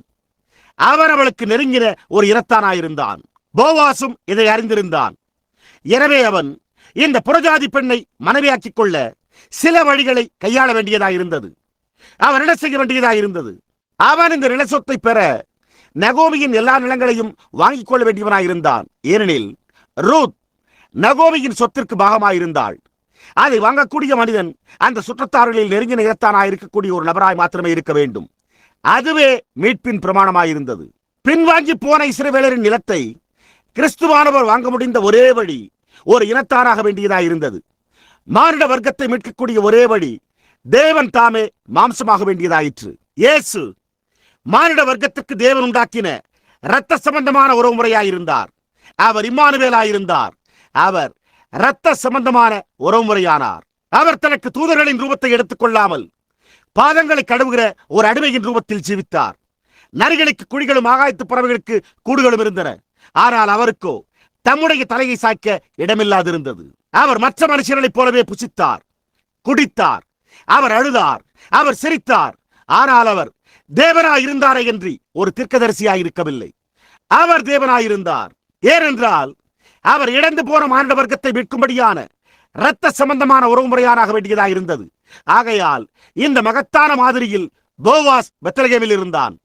மானிட வர்க்கத்திற்கு இனத்தானாக வேண்டியவர் எங்கே பிறந்தார் என்பதை பாருங்கள். அதன் பின்னர் இந்த மகத்தான போவாஸ் மீட்ட போது அவள் இழந்து போன அவளுடைய எல்லா நிலங்களையும் விட்டு விட்டான் என்று அவன் வெளிப்படையாக காட்ட வேண்டியவனாயிருந்தான். எனவே அவன் பெத்லகேமின் வாசலண்டை அந்த சிறு பட்டணத்திற்கு மீண்டும் சென்று பட்டணத்தின் மூப்பர்களை அழைத்து நகோமி இழந்து விட்டிருந்த ஒவ்வொன்றையும் அவன் நாளில் வாங்கிவிட்டான் என்பதை அவர்கள் அறிந்து கொள்ளும்படி செய்தான். அவள் இழந்த ஒவ்வொன்றையும் அவன் திரும்ப பெற்றுக் கொண்டான். எனவே அவன் தன்னுடைய பாதரட்சைகளை ஜனங்களுக்கு முன்பாக ஒரு அடையாளமாக கடத்தி போட்டான். எவரேனும் ஏதாவது காரியத்தை கூற வேண்டியதாக இருந்தால் அதை இப்பொழுது கூறுங்கள். ஏனென்றால் அவள் இழந்த ஒவ்வொன்றையும் நான் மீட்டிருக்கிறேன் என்பதற்கு இது ஒரு ஞாபக சின்னமாய் உள்ளது. ஓஹோ, கர்த்தருடைய நாமம் ஸ்தோத்திரிக்கப்படுவதாக. நம்முடைய இனத்தான் நசரேயனாகிய இயேசு வந்தபோது பெத்லகேமில் பிறந்தார். அவர் கொல்கதாவின் உச்சியில் நின்று மானிடவர்க்கம் வீழ்ச்சியில் இழந்து விட்டிருந்த ஒவ்வொரு காரியத்தையும் அவர் மீட்டுவிட்டிருந்தார் என்பதற்கு ஒரு ஞாபக சின்னமாக அவர் வானத்துக்கு பூமிக்கு நடுவே உயர்த்தப்பட்டார். அதாவது நான் முழு மானிட வர்க்கத்தையும் அவர்கள் இழந்து போயிருந்த ஒவ்வொரு காரியத்தையும் மீட்டிருக்கிறேன் என்ற ஒரு அடையாளம் வெளிப்படையாக கல்வாரியிலே உண்டு பண்ணப்பட்டிருக்கும் போது மனிதர்கள் எப்படி தெய்வீக சுகமளித்தலையும் கர்த்தராகிய இயேசுவின் உயிர்த்தெழுதலின் வல்லமைகளையும் இகழ முடியும்? நம்முடைய ஆத்துமா மீட்கப்பட்டது, நம்முடைய சரீரம் மீட்கப்பட்டது, நாம் வீழ்ச்சியில் இழந்து விட்டிருந்த ஒவ்வொரு காரியமும் மீட்கப்பட்டு விட்டது. நம்முடைய இரத்தான் மீட்பர் வந்து மாம்சமாகி நமக்கு மத்தியிலே வாசம் பண்ணி அடையாள சின்னத்தை தெரியப்படுத்தி முடிந்து விட்டது என்று கூறினார். எது முடிந்து விட்டது? ஒவ்வொரு காரியமும் முடிந்து விட்டது. நாம் நம்முடைய சுதந்திரத்துக்குள்ளாக அப்படியே நடந்து கொண்டிருக்கிறோம். நாட்கள் செல்ல செல்ல நாம் இன்னும் நெருக்கமாக நடந்து கொண்டிருக்கிறோம். போவாசும் நகோமியும் திருமணத்திற்கு பிறகு கொஞ்ச காலத்தில் அவர்கள் ஒரு குமாரனை பெற்றெடுத்தனர். அது வம்ச வரலாற்றில் சேர்க்கப்பட்டது. அது ஓபேத் ஆகும். அவனும் கூட ஒரு குமாரனை பெற்றெடுத்தான். அது ஈசாய் ஆகும். ஈசாய் 8 பையன்களை உடையவனாயிருந்தான். மகத்தான தீர்க்கதரிசி சாமுவேல் எண்ணெய் கலசத்தோடு வந்து அந்த மகத்தான தீர்க்கதரிசியானவன் ஈசாயிடம் சென்று, என் ஜனங்களை ஆளுகை செய்யவும் சேவிக்கவும் உன்னுடைய குமாரர்களில் ஒருவனை தேவன் தெரிந்து கொண்டிருக்கிறார் என்றான். வயல்வெளியின் பின்பக்கத்தில் இருந்த ஒரு சிறு மேய்ப்பனுடைய முற்றத்தில் அங்கே ஒரு சிறிய சிவந்த மெல்லிய தோற்றத்தில் காணப்படுகின்ற எல்லோருக்கும் இளையவனான தாவீது என்னும் ஒரு பையன் கொண்டு வரப்பட்டான். சாமுவேல் அவனை அவனுடைய எல்லா சகோதரர்களின் முன்னிலையிலும் நிறுத்தி அவன் மேல் அபிஷேக தைலத்தை ஊற்றி தேவன் அவனை ராஜாவாக அபிஷேகித்திருந்தார் என்று நிரூபித்தான். அது எங்கே நடந்தது? பெத்லகேம். உன்னதத்தில் உள்ள தேவனுக்கு மகிமை. அவன் பெத்லகேமில் அபிஷேகிக்கப்பட்ட ராஜாவாக இருந்தார் என்பதில் வியப்பொன்றுமில்லை. தாவீது பிறந்திருந்தது பெத்லகேமாயிருந்தது. எனவே அவனுடைய மகத்தான குமாரன் இயேசுவும் கூட பெத்லகேமில் பிறக்க வேண்டியதாயிருந்தது. ஏனென்றால் அவர்கள் இருவருக்கும் இடையே தன்னுடைய தந்தை குமாரன் என்ற ஒரு நெருங்கிய பிணைப்பு உள்ளது. இந்த மகத்தான குமாரன் குமாரனாய் மாத்திரமல்லாமல் அவர் தாவீதின் வேரும் சந்ததியுமாயிருந்தார். அவர் தாவீதிற்கு முன்பே இருந்தார். அவர் தாவீதிற்கு பின்னரும் இருப்பார். அவர் அனாதியா என்னென்றைக்கும் இருப்பார். ஆனால் மாம்சத்தின்படியோ எல்லா காரியங்களும் நிறைவேற்றப்பட வேண்டும். அவர் தாவீதின் குமாரனாயிருந்தார். அவர் அநேக வருடங்கள் கழித்து இந்த பெத்லகேமில் இந்த மறக்கப்பட்ட சிறு பட்டணத்தில் பிறக்க வேண்டியவராயிருந்தார். ஆனால் அங்கே எல்லா நேரங்களிலும் நீங்கள் கவனிக்கிறீர்களா? அங்கே ஒரு மகத்தான எவருமே புரிந்து கொள்ள முடியாது போன்று தென்படுகிற வல்லமையான ரகசியம் கிரியை செய்து கொண்டிருக்கிறது. இன்றைக்கு தேவனுடைய பெத்லகேமிலும் அதே காரியம்தான் உள்ளது. அங்கே எவருமே புரிந்து கொள்ளாதபடிக்கு தென்படுகிற ஒரு ரகசிய அடையாளம் கிரியை செய்து கொண்டிருக்கிறது. அது ஜனங்களின் சிந்தை கெட்டாமல் கடந்து செல்கிற ஒரு காரியமாய் உள்ளது. அவர்களுக்கு அது புரிந்து கொள்ளும்படியாக தென்படுகிறதில்லை. என்ன செய்யப்பட்டிருந்தாலும் அல்லது என்ன கூறப்பட்டிருந்தாலும் கவலைப்படுகிறதில்லை. ஜனங்கள் செய்யப்பட்டிருக்கிற ரகசியமான காரியங்களின் பாகத்தை நோக்கி பார்த்து, ஓ நல்லது, அது முழுவதும் சரியா இருக்கிறது என்று நான் இருக்கிறேன் என்று கூறி தொடர்ந்து செல்லுகிறார்கள். ஆனால் அவர்கள் அதை புரிந்து கொள்கிறதில்லை. அவர்களால் அதை புரிந்து கொள்ள முடியாது. அவர்களால் அதை கிரகித்துக் கொள்ள முடியாது. அதைத்தான் தேவன் யூதேயாவில் உள்ள பெத்லகேமில் செய்து கொண்டிருந்தார். அவர் ஒரு மகத்தான தலையண்டை வரும்படிக்கு இந்த எல்லா சிறு காரியங்களையும் முன்னோக்கி செயல்பட செய்து கொண்டிருக்கிறார். தாவீது அவன் ராஜாவாக அபிஷேகம் பண்ணப்பட்ட போது ஒரு சிறு பையனாக அவன் சிவந்த மேனியுடையவனாக காணப்பட்டான். ஆனால் உண்மையாகவே தேவனை நோக்கி பார்க்கும்படிக்கு அவனுக்குள் ஏதோ ஒரு காரியம் இருந்திருக்க வேண்டும். மிகச்சிறிய குடும்பத்தில் இருந்த ஒரு சிறு பொடியன்.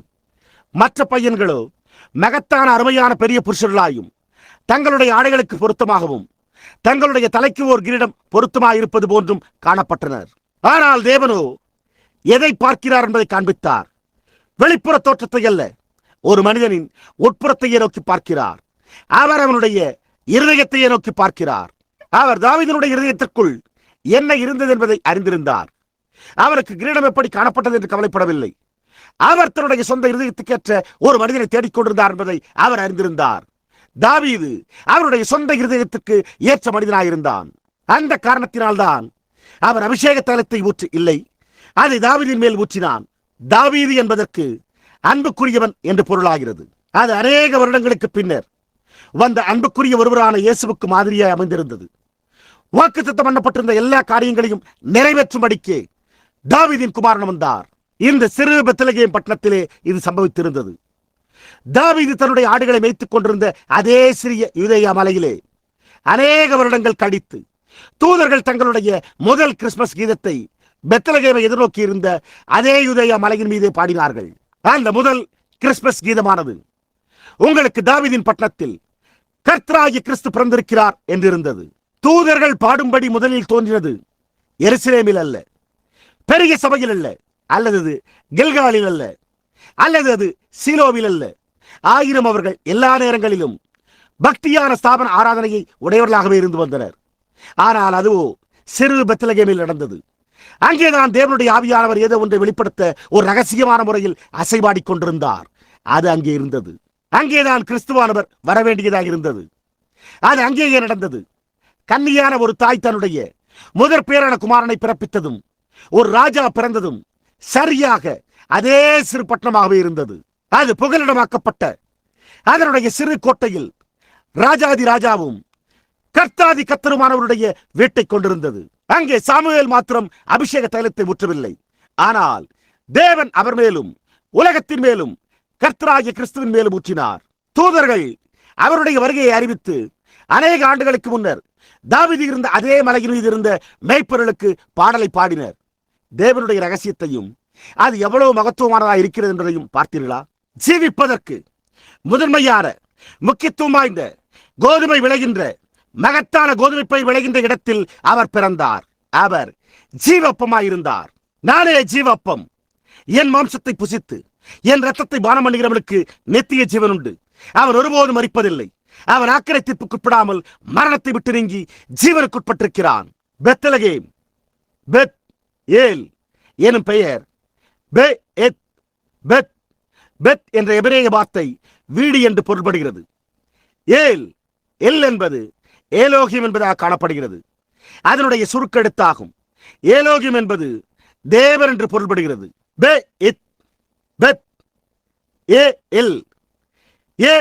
என்பது ஏலோகியம் என்பதாகும். அது தேவனாகும். தேவனுடைய வீடு. அங்கேதான் ஜீவ அப்பம் வைக்கப்பட்டிருக்கிறது. அது அதனோடு முடிவடைகிறது. உங்களுடைய லா கேம் என்ற எபிரேய வார்த்தையானது ஒரு துண்டு அப்பம் என்றே பொருள்படுகிறது. என்பது தேவன். ஏலோகியமாகும். என்பது அப்பமாகும். இல்லை, என்பது பெத் என்பது வீடாகும். என்பது ஏலோகியம் என்பதின் சுருக்கெழுத்தாகும். அப்படியானால் லா கே இம் என்பது அப்பமாகும். அவர் என்னவாக இருந்தார்? தேவனுடைய அப்பத்தின் வீடு. தேவனுடைய அப்பத்தின் வீடு. வீடு பெத் ஏலோகிம் தேவன். லா கே இம் அப்பம். தேவனுடைய அப்பத்தின் வீடு என்பதே பெத்லகேம் என்பதற்கு பொருளாகிறது. அவர் அந்த இடத்தில் பிறக்காமல் வேற எந்த இடத்திலாவது பிறக்க முடியுமா? ஆனால் அது அந்த தீர்க்கதரிசியை தவிர மற்ற எல்லோருக்கும் மறைக்கப்பட்டிருந்தது. எனவே அவர் பெத்லகேமில் இருந்தே அவர் வருவார் என்றார். அவர்களோ எருசலேமிலே எதிர்பார்த்துக் கொண்டிருந்தனர். அவர்கள் பெரிய சீலோவிலே எதிர்பார்த்துக் கொண்டிருந்தனர். அவர்கள் எல்லா இடங்களிலும் எதிர்பார்த்துக் கொண்டிருந்தனர். ஆனால் அவரோ பெத்லகேமில் இருந்தே வந்தார். ஏனென்றால் அது தேவனுடைய ஜீவ அப்பத்தின் வீடாயிருந்தது. அவர் உலகத்திற்கு தேவனுடைய அப்பத்தின் கூடையாயிருந்தார். அதனால்தான் அவர் அங்கே பெத்லகேமிலே பிறந்தார். எனவே அவர் வேறெங்கும் பிறந்திருக்க முடியாது. நான் இந்த வாரம் அவர் ஏன் பெத்லகேமில் பிறக்க வேண்டியதாக இருந்தது என்பதற்காக பல வித்தியாசமான ஆவிக்குரிய நோக்கங்களில் ஆய்ந்து படித்துக் கொண்டிருந்த போது அதற்கு இன்னும் அநேக மகத்தான காரியங்கள் இருக்கக்கூடியதாக இருந்தது. நான் இந்த ஒரு சில இடங்களை கண்டபோது பரிசுத்த ஆவியானவர் என்னை அப்படியே பற்றி புரிந்து கொள்ள செய்தார். அப்பொழுது நான், ஓ தேவனே, அதுவே போதுமானதாக இருக்கிறது, நான் அதை இப்பொழுதே புரிந்து கொள்கிறேன் என்றேன். அவர் பெத்லகேமை தவிர வேறெங்கும் பிறந்திருக்க முடியாது. அது தேசத்தின் அப்பஸ்தலமாக இருந்தது. இஸ்ரவேல் விட்டார் யாவருக்கும் அங்கிருந்தே அப்பம் வருகிறதா இருந்தது. அவர் பரலோகத்திலிருந்து வந்த ஜீவ அப்பமாய் ஆவிக்குரிய மன்னாவாக இருந்தபடியால் அப்ப வரிசையில் பார்க்கும்போது அங்கேதான் அப்பம் இருக்கிறது. எனவே பெத்லகேமில் இருந்து வரவேண்டியவராயிருந்தார். பெத்லகேமில் அப்பம் சுடப்பட்டது. இப்பொழுது இயேசுவானவர் ஜீவ அப்பமாய் இருக்கிறபடியால் இந்த அப்பத்தை புசிக்கிறவன் ஒரு காலம் மரிப்பதில்லை என்றார். மற்றொரு மகத்தான சம்பவத்தை என்னால் கூறாமல் மறக்க இயலாது. அதாவது தாவீது தன்னுடைய இக்கட்டான நேரத்தில் இருந்தான். அதாவது அவன் தப்பி ஓடிப்போனாயிருந்தான். ஆனால் அவன் ஏற்கனவே அபிஷேகிக்கப்பட்டிருந்தான். அவன் என்னவாய் இருக்க வேண்டியவனாய் இருந்தான் என்பதையும் அவன் அறிந்திருந்தான். அவன் ராஜாவாய் இருக்க வேண்டியவனாய் இருந்தான். தேவன் அவனமாய் கூறியிருந்தார். அதே சமயத்தில் அவன் வெறுக்கப்பட்டான். எனவே அவன் இரண்டு பெரிய கடும் சிக்கலான சூழ்நிலைகளுக்கிடையே நின்று கொண்டிருந்தான். இதோ பெலிஸ்தர்கள் ஒரு பக்கம் அவரை பின்தொடர்ந்தனர். மற்றொரு பக்கம் இதோ சவுலும் இருந்தான். அவன் ஒரு தேசாந்திரியான மனிதனாய் இருந்தான். இன்றைக்கு சபையானது அந்த விதமாகத்தான் இருக்கிறது. ஜீவனுள்ள தேவனுடைய உண்மையான சபை ஒரு ஸ்தாபனமும் இன்றி இல்லை, எந்த காரியமும் இன்றியே நிற்கிறது. அவள் தனியாக நிற்கிறாள். ஆனால் அதே சமயத்தில் அவள் தன்மேல் ஊற்றப்பட்டிருக்கிற அபிஷேகத்தை உடையவளாயிருக்கிறாள். அவள் என்னவாய் இருக்கிறாள் என்பதை அவள் அறிந்திருக்கிறாள். எப்படித்தான் பிசாசு இரு பக்கங்களிலும் தாவீதை துரத்தின போதிலும் இந்த உலகத்தில் அவனுக்கு ஏதாவது சம்பவிக்க முடிந்ததா? அவன் தன்னை போன்று விசுவாசிக்கின்ற ஒரு சிறு கூட்ட விசுவாசம் உள்ள போர் வீரர்களோடு மறைவிடத்தை கண்டறிய முயற்சித்து குகைகளிலும் வனாந்திரங்களிலும் அரணான இடங்களிலும் அடைக்கலமான இடத்தை தெரிந்து கொண்டான். ஆனால் அந்த மனிதர்களோ தேவனையும் அவன் ராஜாவாய் இருப்பான் என்பதையும் விசுவாசித்தனர். ஆகையால் இன்றைக்கு விசுவாசிகளும் அவ்வாறே ஓரிடத்திலிருந்து மற்றொரு இடத்திற்கு சென்று பாதுகாவலாக மறைந்துள்ளனர். ஆனால் அதே நேரத்தில் ராஜாவாய் இருக்கும்படி வரப்போகிறவரை அவர்கள் அறிந்துள்ளனர். ஜனாதிபதியாய் இருக்கப் போகிறது யார் என்று நான் கவலைப்படுகிறதில்லை. அவர் வரப்போகிறார் என்பதை நாம் அறிவோம். அது அதிக நாட்கள் கழித்தே சம்பவிக்கப் போகிறது போன்று காணப்படுகிறது.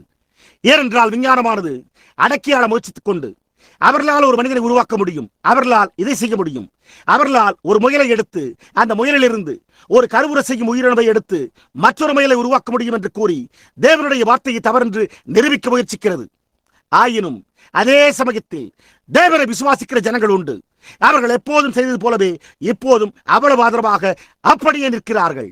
என்ன வந்தாலும் அல்லது என்ன போனாலும் கவலைப்படாமல் அவர்கள் இன்னமும் தேவனையே விசுவாசிக்கிறார்கள். தேவன் சரியாக இருக்கிறார். அவர்கள் தேவனுடைய மாறாத கரங்களை பற்றிக் கொண்டிருக்கிறார்கள். யுத்தத்தின் மத்தியிலும் கண்ணீரின் மத்தியிலும் சுகவீனம் மற்றும் மரணம் என்னும் ஒவ்வொரு காரியத்திற்கு மத்தியிலும் அவர்கள் இன்னமும் அப்படியே தேவனுடைய மாறாத கரத்தையே பற்றிக் கொண்டிருக்கிறார்கள். அவர் ராஜாவாக வரப்போகிறார் என்பதை அவர்கள் அறிந்திருக்கிறார்கள். ஜனங்களோ இன்றைக்கு அவர்களை குறித்து நகைத்து பரிகசித்து அவர்களை பரிசுத்த உருளைகள் என்று அழைத்து இன்னும் அவர்கள் அழைக்க விரும்புகிற காரியத்தினாலும் அவர்களை அழைக்கிறார்கள். ஆனால் அந்த தேவனுடைய வீரர்களோ கடமையின் பாதையில் உண்மையுள்ளவர்களாகவே நிற்கின்றனர். அவர்களை ஒரு சுகமளிக்கும் குழுவினர் என்று அழைக்கலாம். நீங்கள் அவர்களை ஒரு கூட்ட மூட மதாபிமாரிகள் என்று அழைக்கலாம், அல்லது நீங்கள் விரும்புகிறபடியெல்லாம் அழைக்கக்கூடும். ஆனால் அவர்களோ அந்த ராஜாவையே பற்றிக் கொண்டிருக்கிறார்கள். அவர் வல்லமையோடு வரப்போகிறார் என்பதை அவர்கள் அறிவார்கள். அவர்கள் அவருடைய நாமத்தை வீணிலே வழங்கும்படி எடுத்துக்கொண்டு பரிகசித்து எள்ளி நகைத்து அவரை விசுவாசிக்கும் ஜனங்களை இடிவானவர்கள் பின்னோக்கி அடித்து செல்லும் அலையை போன்ற கூட்டத்தார் என்று நினைத்தாலும் அது அவர்களை ஒரு அணு அளவும் பாதிப்பதில்லை. அவர்களோ கடமையின் பாதையில் உண்மையாய் தரித்திருக்கிறார்கள். தாவீதோடு இருந்த அந்த வீரர்கள் அவன் அருகில் உண்மையாய் தரித்திருந்தனர். ஒரு பெலிஸ்தியன் வருவானையானால் அவன் சண்டையிட வேண்டியதாக இருந்தது. அவர்கள் யாராயிருந்தாலும் ஒவ்வொரு பக்கத்திலும் முறியடிக்கப்பட்டனர். பரிதாபமான தாவீது தன்னுடைய சிந்தையில் முற்றிலும் குழப்பமடைந்து அவன் கர்த்தாவே, இது எப்படி இருக்க முடியும் என்று எண்ணினான். தலைவர்கள் சில நேரங்களில் சில காரியங்களினூடாக சிந்திக்கையில் சபையோர் அவர்கள் எதனை சிந்தித்துக் கொண்டிருக்கிறார்கள் என்பதை அறிந்து கொள்கிறதில்லை என்பதை நீங்கள் அறிவீர்கள். தேவன் உண்டு பண்ணியிருக்கிற வாக்குத்தத்தங்களை குறித்து நீங்கள் நினைக்கும் போது அப்படியானால் அது ஏன் நிறைவேறவில்லை என்று நினைக்கிறீர்கள்? ஆனால் அவர்கள் அதை அவர்களுடைய சபையாருக்கு சொல்லுகிறதில்லை. அவர்கள் அதை தங்களோடு கூட்டாளிகளாயுள்ள ஜனங்களிடத்திலும் சொல்லுகிறதில்லை. ஆனால் ஒரு உண்மையான தலைவனின் இருதயத்தில் அநேக கலக்கங்கள் உண்டு. தாவீது அங்கே அமர்ந்து கொண்டிருக்கையில் அவனுடைய தொண்டை வறண்டு கொண்டிருந்தது. அது கோடை காலத்தின் மையப்பகுதியாக இருந்தது. தாவீதிற்கும் சவுலுக்கும் இடையே இருந்த அந்த பிளவை பெலிஸ்தியர்கள் சாதகமாக எடுத்துக் கொண்டிருந்தனர். சவுல் தாவீதையே எங்கும் தேடிக்கொண்டிருந்தான். பெலிஸ்தியர்களும் கூட. பெலிஸ்தியர்கள் அப்போது இஸ்ரவேலரை எதிர்நோக்கிக் கொண்டிருந்தனர். ஒரு குழப்பமான நேரத்தை குறித்து பேசுகிறோமா? அது ஏறக்குறைய இப்பொழுதும் அவ்வாறே உள்ளது. தாவீது இந்த சிறு இடத்தில் அடைக்கலம் கொண்டிருந்தான். இந்த சிறு புகலிடத்தில் இருந்தான். எங்கெல்லாம் அவனால் தஞ்சம் புக முடிந்ததோ அங்கெல்லாம் தஞ்சம் கொண்டான். அதன் பின்னர் அவன் மலையின் மீது சென்றபோது அந்த உஷ்ணமான கோடை காலத்தின் மத்தியில் உஷ்ணம் மிகவும் அதிகமாக இருந்தபடியினால் அவனுடைய தொண்டை ஒருபுறம் வறண்டு கொண்டிருக்க, மறுபுறம் குழப்பங்களும் பயங்களும் அவனுடைய இதயத்தில் இருக்க விசனத்தில் ஆழ்ந்திருந்தான். எனவே அவன், ஓ தேவரே, இது எப்படி சம்பவிக்க முடியும்? நீர் என் மீது என்னை வார்த்தீரே, நானாகவே தெரிந்து கொள்ளவில்லையே. நீரே என்னை தெரிந்து கொண்டீர். நீர் ஏன் என்னை தூரமாய் ஆடுகளை மேய்த்துக் கொண்டிருந்த இடத்திலிருந்து அழைத்து உன்னுடைய ஜனங்களை சேவிக்கும்படிக்கு நான் உனக்கு இதை கொடுக்கிறேன் என்று என்னிடத்தில் கூறி என்னை இங்கும் அங்கும் இக்கட்டான சூழ்நிலைகளுக்கிடையே பிடித்து வைக்கிறீர் என்று கேட்டான். அந்த எண்ணமே அவனுடைய இதயத்தினூடாக எழும்பிக் கொண்டிருந்தது. அவன் குன்றின் மீது அமர்ந்து கீழ்நோக்கி பார்த்தான். பெத்லகேமில் இருந்த தன்னுடைய சிறிய வீட்டிற்கு பெலிஸ்தரின் தானயம் வந்து முற்றுகையிட்டு இருந்தது. அப்பொழுது அவனுடைய சிறிய பட்டணமும் சத்ருவின் கட்டுப்பாட்டின் கீழ் இருந்தது. அது மட்டுமின்றி தன்னுடைய சொந்த தகப்பனாருடைய வீடும் ஈசாயினுடைய வீடும் பெலிஸ்தரண்டை அடிமைத்தனத்தின் கீழே இருந்தது. அவனுடைய சொந்த தேசம், அவனுடைய சொந்த சபை அவனுக்கு விரோதமாக இருந்தது. இதோ சத்ருவினிடத்தில் அவன் சண்டையிட்டுக் கொண்டிருந்தான். இதோ சபை ஜனங்களிடத்தில் அவன் சண்டையிட்டுக் கொண்டிருந்தான். அவன் அதை செய்ய வேண்டும் என்று விரும்பின காரணத்தினால் அல்ல, ஆனால் அவன் அதை செய்யும்படி பலவந்தம் பண்ணப்பட்ட காரணத்தினாலே அதை செய்தான். அநேக சமயங்களில் நாம் சில காரியங்களை செய்யும்படி, நாம் கூற விரும்பாத காரியங்களை கூறும்படிக்கு பலவந்தம் பண்ணப்படுகிறோம். ஒரு உண்மையான ஆவிக்குரிய தலைவன், ஆனால் அவன் அதை செய்யும்படி பலவந்தம் பண்ணப்படுகிறான். அப்பொழுது அவன் தன்னுடைய விவரத்தை தெரிந்து கொண்டு தன்னுடைய சாயலை காண்பிக்க வேண்டியவனாயிருக்கிறான். பாடல் எழுத்தாளனும் நான் கர்த்தருடைய நிந்திக்கப்பட்ட சிலருடைய வழியை தெரிந்து கொள்வேன் என்று கூறினான்.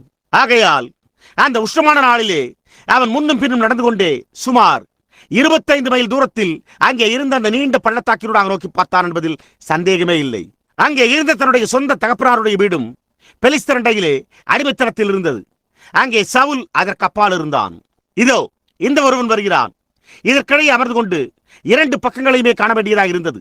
இந்த பெரிதான நேரத்தில் இஸ்ரவேலர் யாவரும் சிதறண்டு போயினர் என்பதை காணும் போது சபையும் பல்வேறு ஸ்தாபனங்களுக்குள்ளாக சிதறண்டு போயிற்று என்றே கூற வேண்டியதாக இருக்கிறது.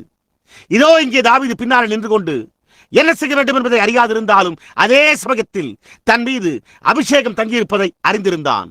அந்த அபிஷேகம் அங்கு இருந்ததை அவர்கள் அறிந்திருந்தனர். தாவீது ராஜாவாக இருக்கப் போகிறான் என்பதை அவர்கள் அறிந்திருந்தனர். அல்லேலூயா! யார் ராஜாவாக இருக்கப் போகிறது என்பதை நாம் அறிவோம். யார் ஜனாதிபதியாக இருக்கப் போகிறது என்பதை குறித்து கவலைப்படுகிறதில்லை. யார் ராஜாவாக இருக்கப் போகிறது என்பதை நான் அறிவேன். அவர் ராஜாவாக இருப்பார். எனவே அதற்காக இருப்பதற்கு அது ஏதோ ஒரு காரியத்தை எடுத்துக் கொள்கிறது என்பதை நான் அறிவேன். ஆனால் தேவனே, ஸ்தாபனங்களுக்கும் மற்ற காரியங்களுக்கும் என்னுடைய கண்களை மூடும்படி எனக்கு உதவி செய்யும். அவர் ராஜாவாக வரப்போகிறார் என்பதை தொலைவில் இருந்தே அந்த ஆவிக்குரிய பார்வையினூடாக காண்பேனாக. நான் அவரை சேவிப்பேன். அது மரணமாயிருந்தால் நான் மறிக்கட்டும். அது என்னுடைய குடும்பத்தை எடுத்துக்கொண்டாலும், அது எனக்கு பிரியமானவர்கள் எடுத்துக்கொண்டாலும், அது என்னுடைய ஸ்தாபனத்தையே எடுத்துக்கொண்டாலும், அது ஒவ்வொரு காரியத்தையும் எடுத்துக்கொண்டாலும் நான் அவரையே சேவிப்பேனாக. நான் அவரண்டையே தரித்திருப்பேன். அதுதான் தேவனுடைய போர் வீரர்களாகும். இந்த விதமாகத்தான் தாவீதோடு இருந்தனர். அவர்கள் எந்த நேரத்திலும் தங்களுடைய கரங்களை பட்டயத்தின் மேல் வைத்தவாறு நடந்து கொண்டிருந்தனர். அந்த விதமாகவே தேவனுடைய போர் வீரர்களும் நடந்து கொண்டே ஆயத்தமாய் உள்ளனர்.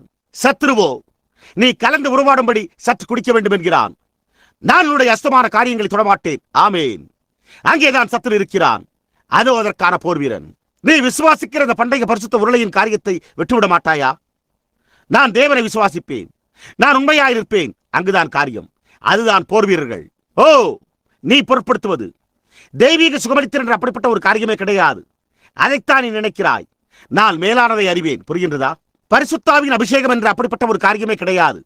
அந்த நாட்கள் கடந்து போய்விட்டன. அதைத்தான் நீங்கள் நினைக்கிறீர்கள். நான் அதை ஏற்கனவே பெற்றிருக்கிறேன். நீங்கள் அதை குறித்து எதையும் என்னிடம் கூற மிகவும் தாமதமாய் உள்ளீர்கள். அவர்களோ காண்பதற்கு சிவந்த மேனியுடைய அந்த சிறு நபரின் மீது அபிஷேகம் இருந்ததை அறிந்திருந்தனர்.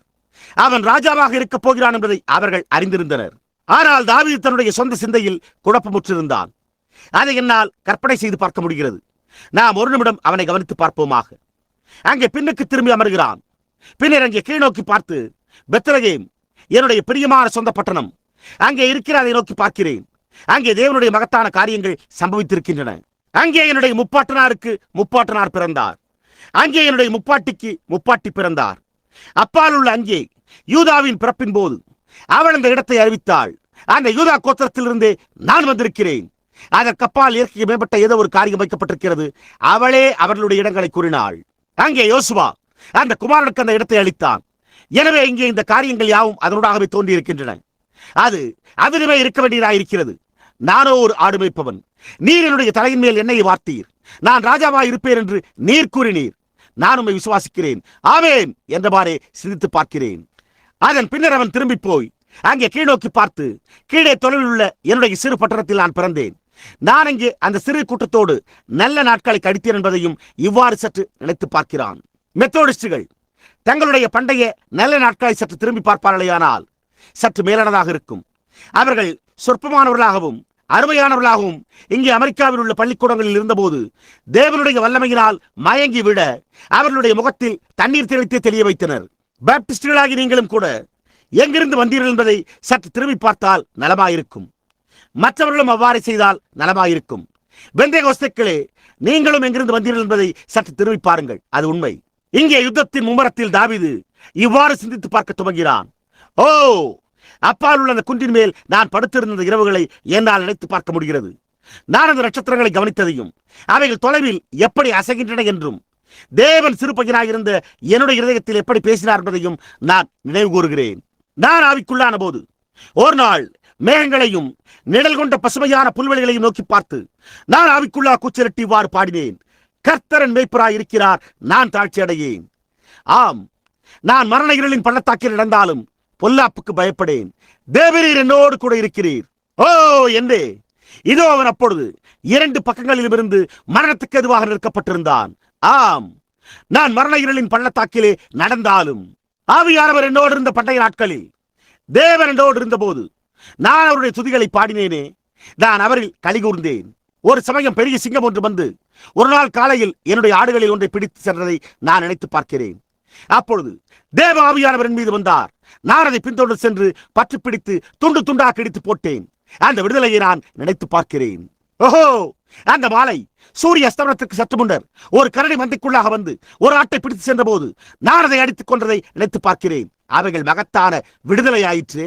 என் சிறுவயது நாட்களில் நான் ஆடுகளை வைத்துக் கொண்டிருந்த போது நான் அவருடைய துதிகளை பாடினதை நான் நினைவு கூறுகிறேன். ஓஹோ தேவனே, அந்த ஸ்தலத்திற்கு என்னை திரும்ப கொண்டு செல்லும். என்னுடைய ஆதி அன்பிற்கு என்னை திரும்ப கொண்டு செல்லும். என்னை திரும்ப கொண்டு சென்று என்னுடைய மேய்ப்பனின் கோலை எனக்கு திரும்ப தாரும். என்னுடைய ஆட்டு மந்தையை எனக்கு திரும்ப தாரும். நான் தனிமையாய் உம்மை ஆராதிக்கும்படி அங்கே இருப்பேனாக. நாம் சில நேரங்களில் அதை நினைக்கிறோம். ஆனால் நாமோ யுத்தத்தின் மும்முரத்தில் இருக்கிறோம். ஏதோ காரியம் செய்யப்பட வேண்டியதாக இருக்கிறது. நாம் ஒரு காலத்தில் பையன்களாய் இருந்தோம். இப்பொழுது நாம் புருஷர்களாக வளர்ந்திருக்கிறோம். யுத்தமோ தொடர்ந்து நடைபெறுகிறது. நான் தரையிலிருந்து புழுதி எழும்ப ஜனங்கள் கூச்சலிட்டதையும் கூக்குரலிட்டதையும் நினைத்து பார்க்கிறேன். உங்களால் அந்த இடத்தை சென்றடையவே முடியாது. எங்குமே செல்ல முடியாது. ஏனென்றால் எங்கும் அங்கு ஜனங்கள் நிறுத்தப்பட்டிருந்தனர். ஆனால் இன்றைக்கு அது அவ்விதமாக இல்லையே. யுத்தம் நடைபெறுகிறது. ஓ, அது இனிமேல் அந்த சிறு பையனாக இருந்த பிரசங்கி வில்லியம் பிரணாம் அல்ல. நீங்கள் ஏதோ ஒன்றை முன்னிலைப்படுத்த வேண்டும். ஆமையா, ஏதோ காரியம் வித்தியாசமாக இருக்க வேண்டும். அதற்கான நேரம் வந்து விட்டது. யுத்தமோ நடைபெறுகிறது. அது தீவிரமடைந்துள்ளது. இது புத்தகத்தில் எழுதப்பட்டவர்களாய் காணப்படுகின்ற ஜனங்கள் ஒவ்வொருவரும் விடுவிக்கப்பட வேண்டிய நேரமாகும். இப்பொழுது அந்த நேரம் வந்திருக்கிறது. தாவீது அவருடைய எல்லா குழப்பங்களிலும் முன்னும் பின்னுமாக நடந்து, ஓ இது உஷ்ணமான நாள் ஆயிற்று. ஓ இது மிகவும் உஷ்ணமாய் உள்ளது. ஓ சவுல் இந்த வழியிலிருந்து வரலாம், பெலிஸ்தியர்கள் இந்த வழியிலிருந்து வரலாம், ராணுவமோ எங்கும் சுற்றி வளைத்துள்ளது. நாமோ இங்கே கெபியின் வாயில் அமர்ந்து கொண்டுள்ளோம். ஆயினும் அதே சமயத்தில் அபிஷேக தைலம் என் மேல் உள்ளது. இது எப்படி இவ்வாறு இருக்க முடியும்? ஓஹோ தேவனே, இது எப்படி இருக்க முடியும்? ஓ நானோ தண்ணீர் பெருக வேண்டும் என்று ஆவல் கொண்டுள்ளேன் என்று சிந்தித்துக் கொண்டிருந்தான். அப்பொழுது அவனுடைய சிந்தை அங்கே இருந்த பெத்லகேமின் ஒலிமுக வாசலண்டை திரும்பி செல்கிறது. அங்கே ஒரு கிணறு இருந்தது. அங்கிருந்த தண்ணீரை போல வேறெங்கும் இல்லாதிருந்தது. பாலஸ்தீனா கெட்ட தண்ணீரையே உடையதாக இருந்தது என்பதை நீங்கள் அறிவீர்கள். அவர்கள் கேடு விளைவிக்கக்கூடிய தண்ணீரையே உடையவர்களாக இருந்தனர். அவர்களுக்கு அந்த தண்ணீரில் வாந்தியோடும் ரத்தம் கலந்த சிறுநீரோடும் கூடிய காய்ச்சல் போன்ற வியாதிகளும் உண்டாயிருந்தன. அது அதிக விஷத்தன்மை கொண்ட தண்ணீராயிருந்தது. அது உங்களை கொன்றுவிடும். ஆனால் பெத்லகேமோ தண்ணீர் இருப்பிடத்தின் மாகாணமாகவும் கூட இருந்தது. பெத்லகேமில் இருந்த தண்ணீரை போல பாலஸ்தீனாவில் இல்லை. தாவீதோ, நான் காலையில் என்னுடைய ஆடுகளை ஓட்டி செல்கையில் நான் அந்த பழைய கிணற்றண்டை சென்று தண்ணீர் பருகுவேன். ஓ அது எவ்வளவு குளிர்ச்சியாயும் எவ்வளவு இனிமையாயும் இருக்கும். அது எப்படியாய் தாகத்தை தணித்தது என்று வழக்கமாக சிந்திப்பான். இப்பொழுது அவனுடைய தொண்டை வறண்டு போய்கொண்டே இருந்தது. அதே சமயத்தில் அவன் அபிஷேகிக்கப்பட்டிருந்தான். ஓ நான் மாத்திரம் அந்த தண்ணீரை பருக முடிந்தால் நலமா இருக்குமே என்று எண்ணினான். இப்பொழுது அவனுடைய போர் வீரர்கள் அவன் தன்னுடைய நம்பிக்கை இழந்தவனாய், ஓ அங்கே தூரத்தில் பெத்லகேமில் உள்ள அந்த பழைய கிணற்றிலிருந்து எவரேனும் எனக்கு தண்ணீர் கொண்டு வருவார்களே ஆனால் நலமாயிருக்குமே என்று கூச்சலிட்டான். ஓ, அவனுடைய குழந்தை பருவ நாட்கள் மற்றும் அவன் பெற்ற வெற்றிகள் போன்றவற்றை குறித்து எல்லா கனவுகளுக்கும் பிறகு அவர் இங்கே இக்கட்டான சூழ்நிலைகளுக்கிடையே அமர்ந்து கொண்டிருந்ததை கண்டு, ஓ, பெத்லகேமில் இருந்து எவரேனும் எனக்கு குடிக்க தண்ணீர் கொண்டு வர கூடுமானால் நலமாயிருக்குமே என்று கூக்குரலிட்டான். இப்பொழுது அவனுடைய போர் வீரர்களால் அவனுடைய சிந்தைக்கு வியாக்கியானம் அளிக்க முடியவில்லை. ஆனால் சகோதரனே, அவர்கள் அவனுக்குள்ளிருந்த எல்லாவற்றோடும் அவனை நேசித்தனர். அவருடைய வாஞ்சைகளில் மிக சிறிய ஒன்றும் கூட அவர்களுக்கு ஒரு கட்டளையாகவே இருந்தது. இப்பொழுது 3 பராக்கிரமசாலிகளான யுத்த வீரர்கள் தங்களுடைய பட்டங்களை உருவிக்கொண்டு பழைத்திலிருந்து மெல்ல நழுவி தங்களுடைய பாதையில் 25 மைல்கள் தூரம் குறுக்கே நடந்து சென்றனர். தாவீதோ அவர்கள் போயிருக்கும் போது, அவர்கள் எங்கே இருக்கிறார்கள், அவர்கள் என்ன செய்திருக்கிறார்கள், அவர்கள் எங்கே போனார்கள், அவர்கள் தங்களுடைய பிராணனை ஒரு பொருட்டாக எண்ணாதிருக்கிறார்கள் என்பதை அவர்கள் அறிவார்களா என்று பிரமித்து போயிருப்பார் என்பதில் சந்தேகமே இல்லை. அவர்கள் தங்களை காக்க எங்கும் மறைந்து பதிவிருக்கும் பகைவர்களின் படைகளினூடாக 25 மைல்கள் தூரம் செல்கையில் அவர்கள் மரணத்தின் பிடியிலேயே இருந்தனர். பட்டயங்கள் மின்னிக் கொண்டிருந்தன, கேடயங்களோ தடதரவென ஒலி எழுப்பிக் கொண்டிருந்தன. ஆனால் அவருடைய மனுஷர் தங்கள் சகோதரன் ஒரு ராஜாவாய் இருப்பான் என்றும் தண்ணீர் பிறகு ஆவல் கொண்டார் என்பதையும் விசுவாசித்தனர். ஓ சகோதரனே, இன்றைய போர் வீரர்கள் தங்களுடைய சம்பிரதாய முறைகளில் இருந்தும் சந்தேகங்களில் இருந்தும் அவ்விசுவாசத்தில் இருந்தும் கர்த்தருடைய பிரசனத்தில் புத்துணர்வு பெறும்படி அவருடைய வாஞ்சைகள் இன்றைக்கு வந்து கொண்டிருக்கிறார்களா என்றே நான் வியப்புறுகிறேன். உம்முடைய வாஞ்சைகளில் மிக சிறிதாயிருப்பது, அது ஆப்பிரிக்காவில் இருந்தாலும் இந்தியாவில் இருந்தாலும் அது வீதிகளூடாக இருந்தாலும் அது எங்கே இருந்தாலும் சரி, கர்த்தாவே, உம்முடைய வாஞ்சைகளில் மிக சிறியதும் கூட எனக்கு கட்டளையாகவே இருக்கிறது.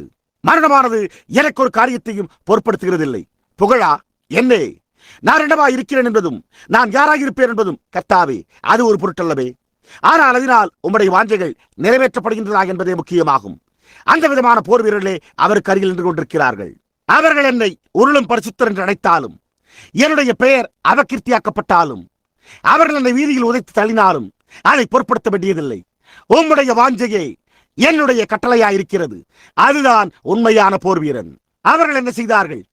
அவர்கள் அந்த இடச்சண்டை சென்றடையும் வரையில் தங்களுடைய வழிநடுக சண்டையிட்டனர். அதன் பின்னரே அவர்கள் ஒரு வாடி தண்ணீரை மொண்டெடுத்தனர். இதோ அவர்கள் மீண்டும் தங்களுடைய வழியில் வலதுபுறமாகவும் இடதுபுறமாகவும் சண்டையிட்டுக் கொண்டே தாவீதின் சமூகத்திற்குள்ளாக வரும் வரைக்கும் சண்டையிட்டுக் கொண்டே இருந்தனர். அவர்கள் வந்து, இதோ என் ஆண்டவரே என்றனர். ஓஹோ, என்ன அவமதிக்கப்பட்டிருந்த ஒரு மனிதன், சபையினால் வெறுக்கப்பட்டிருந்த ஒரு மனிதன், ராஜாவினால் வெறுக்கப்பட்டிருந்த ஒரு மனிதன், பெலிஸ்தர்களால் வெறுக்கப்பட்டிருந்த ஒரு மனிதன், கிட்டத்தட்ட எல்லாரிடத்திலும் வெறுக்கப்பட்டிருந்த ஒரு மனிதன். ஆனால் ஒரு சிறு கூட்டம் அவனை பின்பற்றினது. அவன் ராஜாவாக போகிறான் என்பதை அவர்கள் அறிந்திருந்தனர். இன்றைக்கு நானும் கூட அறிவேன். நாம் மகத்தான பாடல்களை பாடுகிறோம், நாம் மகத்தான சபைகளை கட்டுகிறோம், நாம் மகத்தான துதி பாடல்களையும் மற்ற ஒவ்வொரு காரியத்தையும் உடையவர்களாக இருக்கிறோம். நாம் அந்த விதமாக அவரை போற்றுகிறோம்.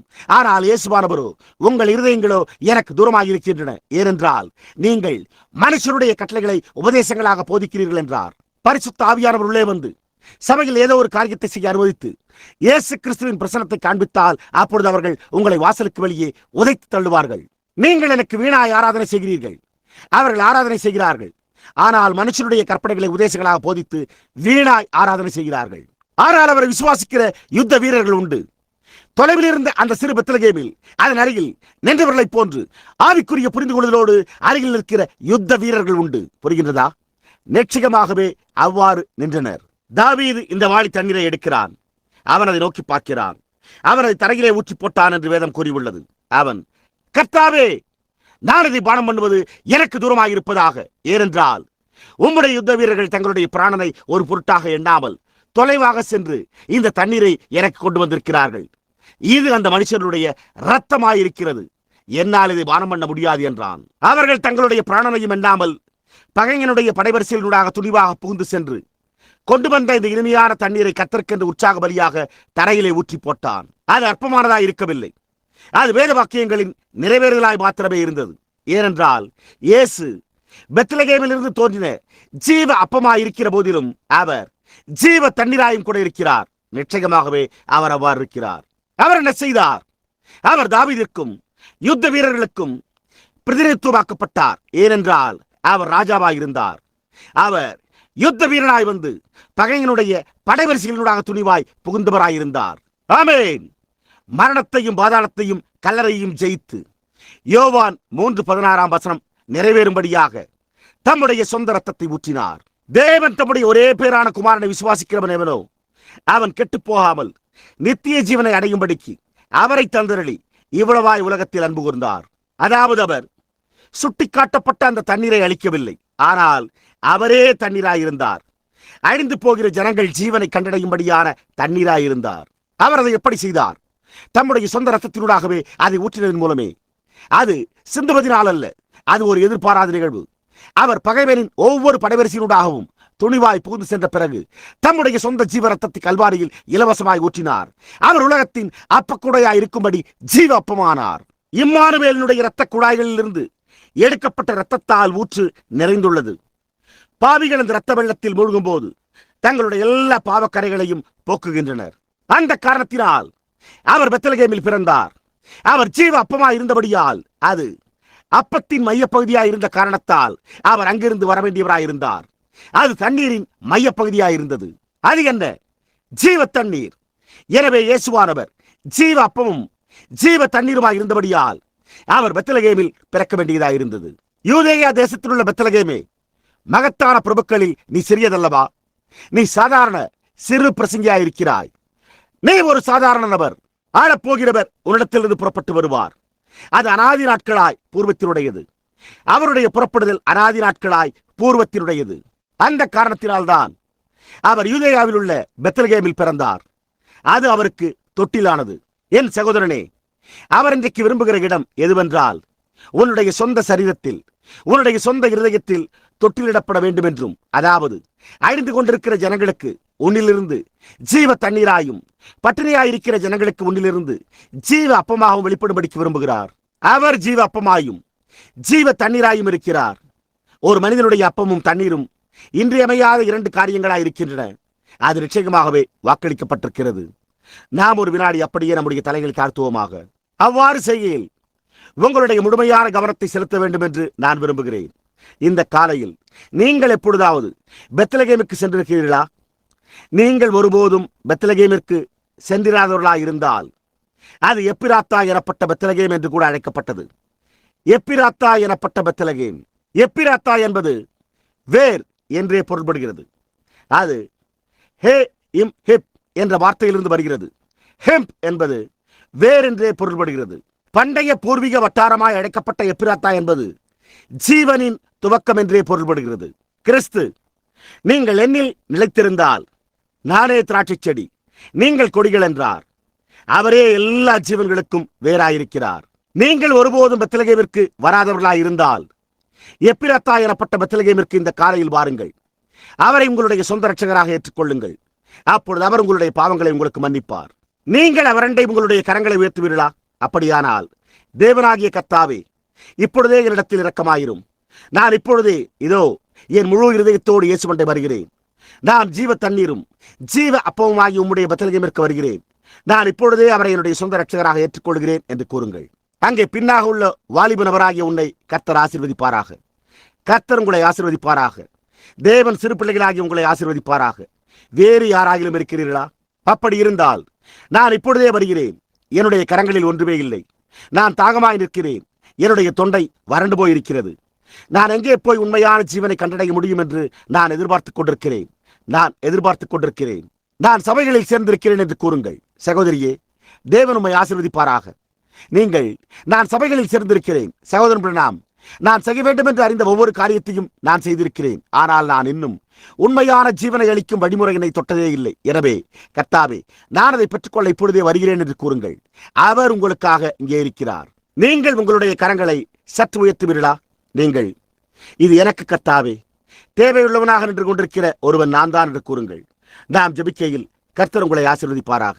ஓ தேவனாகிய கர்த்தாவே, இந்த சிறிய கோர்வையற்ற செய்தியானது வேத வாக்கியங்களில் இருந்தே கொண்டு வரப்பட்டது. நீர் அங்கே அதனுடைய எல்லா அடையாளங்களையும் வைத்திருந்த போதிலும், அது ஞானிகளுடைய கண்களுக்கும் கல்விமான்களுக்கும் மறைக்கப்பட்டு கற்றுக்கொள்ளக்கூடிய பாலர்களுக்கு அது வெளிப்படுத்தப்பட்டிருக்கிறது. எப்படியாய் அந்த சிறிய பெத்லகேம் அவைகள் எல்லாவற்றிலும் சிறியதாய் இருக்கிறதே, எப்படியாய் அந்த தீர்க்கதரிசி அதை கூறினான்? நீ ஆயிரங்களுக்குள் சிறியதல்லவா? ஆனாலும் இஸ்ரவேலின் அதிபதியை அந்த அற்பமான ஸ்தலத்திலிருந்து கொண்டு வருவது தேவனுக்கு மிகவும் பிரியமாயிருந்தது. தேவனாகிய கர்த்தாவே, கர்த்தராகிய இயேசுவின் செந்நிற ரத்தத்தினால் கழுவப்பட்டிருக்கிற ஒரு சிறு கூட்ட ஜனத்திலிருந்து எங்கோ உள்ள அந்த கூட்டத்திலிருந்து கர்த்தாவே எல்லா தேசங்களையும் ஒரு இரும்பு கோலினால் அரசாளும்படிக்கு மீண்டும் கிறிஸ்துவை இந்த உலகத்திற்கு நீர் கொண்டு வருவீர். பிதாவாகிய தேவனே, நீர் இப்பொழுது இங்குள்ள எங்கள் ஒவ்வொருவரிடத்திலும் இரக்கமாய் இருக்க வேண்டும் என்று நான் உம்மிடம் ஜெபிக்கிறேன். நாங்கள் உம்முடைய பெத்லகேமிற்கு வருவோமாக. நாங்கள் விசுவாசமுள்ள நீங்கள் எல்லோரும் வாருங்கள், பெத்லகேமுக்கு வாருங்கள் என்று பாடிக்கொண்டே வருவோமாக. கர்த்தாவே, ஒரு காலத்தில் ஒரு அடையாளமாக தூரத்தில் இருந்த அந்த சிறிய பட்டணத்திற்கு செல்ல வேண்டியதில்லை என்பதை அவர்கள் புரிந்து கொள்வார்களாக. ஆனால் உண்மை அண்டைக்கு, தேவனுடைய அப்பமும் ஜீவ தண்ணீருமான இயேசு கிறிஸ்து அண்டைக்கு செல்வார்களாக. கர்த்தாவே, தங்களுடைய கரங்களை உயர்த்தினவர்களை இப்பொழுதே உம்முடைய ராஜ்யத்துக்குள் அவர்களை ஏற்றுக்கொள்ளும். ஏனென்றால் இதுவோ அவர்கள் தங்களுடைய விசுவாசத்தினாலேயே அவரை ஏற்றுக்கொள்கிறதா இருக்கிறது. இதுவோ அவர்கள் தங்களுடைய விசுவாசத்தினால் கரங்களை உயர்த்துகிறதா இருக்கிறது. நீர் அவர்களை ஏற்றுக்கொள்கிறீர் என்று விசுவாசத்தின் மூலம் நான் நம்புகிறேன். கர்த்தாவே, அவர்களை பெத்லகேமில் காத்துக்கொள்ளும். அவர்கள் அங்கிருந்து ஒருபோதும் அலைந்து திரியவோ அல்லது நகோமியைப் போல தூரமாய் செல்லாதபடிக்கு காத்துக்கொள்ளும். ஆனால் ஒரு கால் கடினமான நேரங்கள் ஏற்படுமாயின் அப்பொழுது அவர்கள் பெத்லகேமிலே தரித்திருப்பார்களாக. அது மேலான எதிர்காலமாக இருப்பதாக கர்த்தாவே இதை அருளும். இப்பொழுது சுகவீனமாயும் துயரப்பட்டு இருக்கிறவர்களுக்கு நீர் இரக்கமாய் இருக்க வேண்டும் என்று நான் ஜெபிக்கிறேன். கர்த்தாவே, அவர்களுக்கு தேவையாயிருக்கிற உம்முடைய சுகமளித்தலின் தொடுதலுக்காகவே இங்கே இருக்கிறார்கள். ஓ கர்த்தாவே, நீர் பெத்லகேமில் அவளுக்கு இருந்த எல்லா மகிமைகளையும் திரும்ப அளித்தீர். அவள் சுகவீனமாய் இருந்தபோது சோர்ந்து போயிருந்த நேரத்தில் நீர் அவளுக்கு திரும்ப அளித்தீர். நீர் அவளை திரும்பவும் கொண்டு வந்தீர். நகோமியை வார்கோதுமை காலத்திலே திரும்ப கொண்டு வந்தீர். இப்பொழுதும் பிதாவே, நீர் ஒவ்வொரு நகோமியையும் தேவையுள்ளவர்களாக இங்கிருக்கிற ஒவ்வொருவரையும் திரும்ப கொண்டு வர வேண்டும் என்று நான் ஜெபிக்கிறேன். தேவனே, நான் ஜெபிக்கிறேன். ஓஹோ கர்த்தாவே, இது வார்கோதுமை காலமாயிருக்கிறது. மகத்தானதாய் காணப்பட்ட அந்த வார்கோதுமை அப்பம் மலையிலிருந்து உருண்டு வந்து பகைஞரின் பாளையத்திற்கு சென்றதே. தேவனே, நீர் அந்த மகத்தான வார்கோதுமை அப்பத்தை இப்பொழுதே இந்த கட்டிடத்திற்குள் கொண்டு வர வேண்டும் என்று நான் ஜெபிக்கிறேன். இது பாவத்துக்கான பாவ நிவர்த்தியாயும் இருக்கிறது போலவே ஜனங்களின் சுகவீனத்துக்கான பாவ நிவர்த்தியாயும் இருப்பதாக. தெய்வீக பிரசனத்தில் இருக்கிற ஒவ்வொருவரையும் சுகப்படுத்தும். கர்த்தாவே, நான் சற்று உணர்கிறேன். ஒரு காலில் என்னுடைய சொந்த தனிப்பட்ட உணர்வாயிருக்கலாம். ஆனால் நீர் அருகில் இருக்கிறீர் என்பதையும் இங்கே உள்ள உம்முடைய நெருக்கமான பிரசனத்தை நான் உணர்கிறேன். நீர் இங்கே இருக்கிறீர் என்று நான் விசுவாசிக்கிறேன். ஜனங்களின் நிமித்தமாக நான் அதை கூறவில்லை. நீர் மனிதன் இருதயத்தை அறிந்திருக்கிறீரே. கர்த்தாவே, எப்படியாவது அவர்கள் அந்த போர் வீரர்களைப் போல இந்த காலையில் இந்த தரிசனத்தை புரிந்து கொள்ள வேண்டும் என்று நான் ஜெபிக்கிறேன். அது உம்முடைய மகத்தான சர்வ வல்லமையாயும் உம்முடைய மகத்தான வல்லமையாயும் உம்முடைய மகத்தான பிரசன்னமாயும் உள்ளது. நீர் தேவகுமாரனாய் ராஜாவாய் அபிஷேகம் பண்ணப்பட்டவராய் எங்கள் மத்தியில் இருக்கிறவராயிருக்கிறீரே. அவர்கள் தங்களுடைய ஆத்துமாக்களில் அதனுடைய கனநேர காட்சியை கண்டு தங்களுடைய துயரங்களில் இருந்து சுகமடைவார்களாக. நான் இதை அவர்களுக்கென்று ஏறெடுக்கையில் இதை உங்களுடைய குமாரனாகிய இயேசு கிறிஸ்துவின் நாமத்தில் இந்த ஜெபத்தில் வேண்டிக் கொள்கிறேன். ஆமேன். நான் தேவனையும் அவருடைய எல்லா வார்த்தைகளையும் விசுவாசிக்கிறேன். அவருடைய வார்த்தையின் ஒவ்வொரு பாகமும் தெய்வீக ஆவியினால் ஏற்பட்டதாக இருக்கிறது என்றே விசுவாசிக்கிறேன். நான் அவரை நான் இருந்தேன் என்பவராய் அல்ல, ஆனால் அவரை நான் இருக்கிறேன் என்பவராக என்றென்றைக்கும் ஜீவிக்கிற பிரசன்னம் உள்ளவராகவே விசுவாசிக்கிறேன். இப்பொழுது இங்கே ஜனங்களுக்கு மத்தியில் அவர் இருக்கிறார் என்றே நான் விசுவாசிக்கிறேன். உங்களுடைய கரத்தை உயர்த்தின நீங்கள் ஒரு சபையை கண்டறியுங்கள். தேவனை தொழுது கொண்டு இயேசு கிறிஸ்துவின் நாமத்தில் ஞானஸ்தானம் பெற்று உங்களுடைய பாவங்கள் போக கழுவப்பட்டு அவருடைய வருகையும் கூட சமீபமாக இருக்கிறது என்று விசுவாசியுங்கள். அவர் தம்முடைய இரண்டாம் வருகையில் பிரசன்னமாக வேண்டியவராயிருக்கிறார். சுகவீனம் உள்ளவரை சுஸ்தப்படுத்தவும் வியாதியஸ்தரை சுகப்படுத்தும்படியாகவுமே அவருடைய பிரசன்னம் இங்கே இருக்கிறது என்று நானும் கூட விசுவாசிக்கிறேன். உங்கள் ஒவ்வொருவருக்காகவும் ஜெபிக்க வேண்டும் என்ற அவசியமே இல்லை.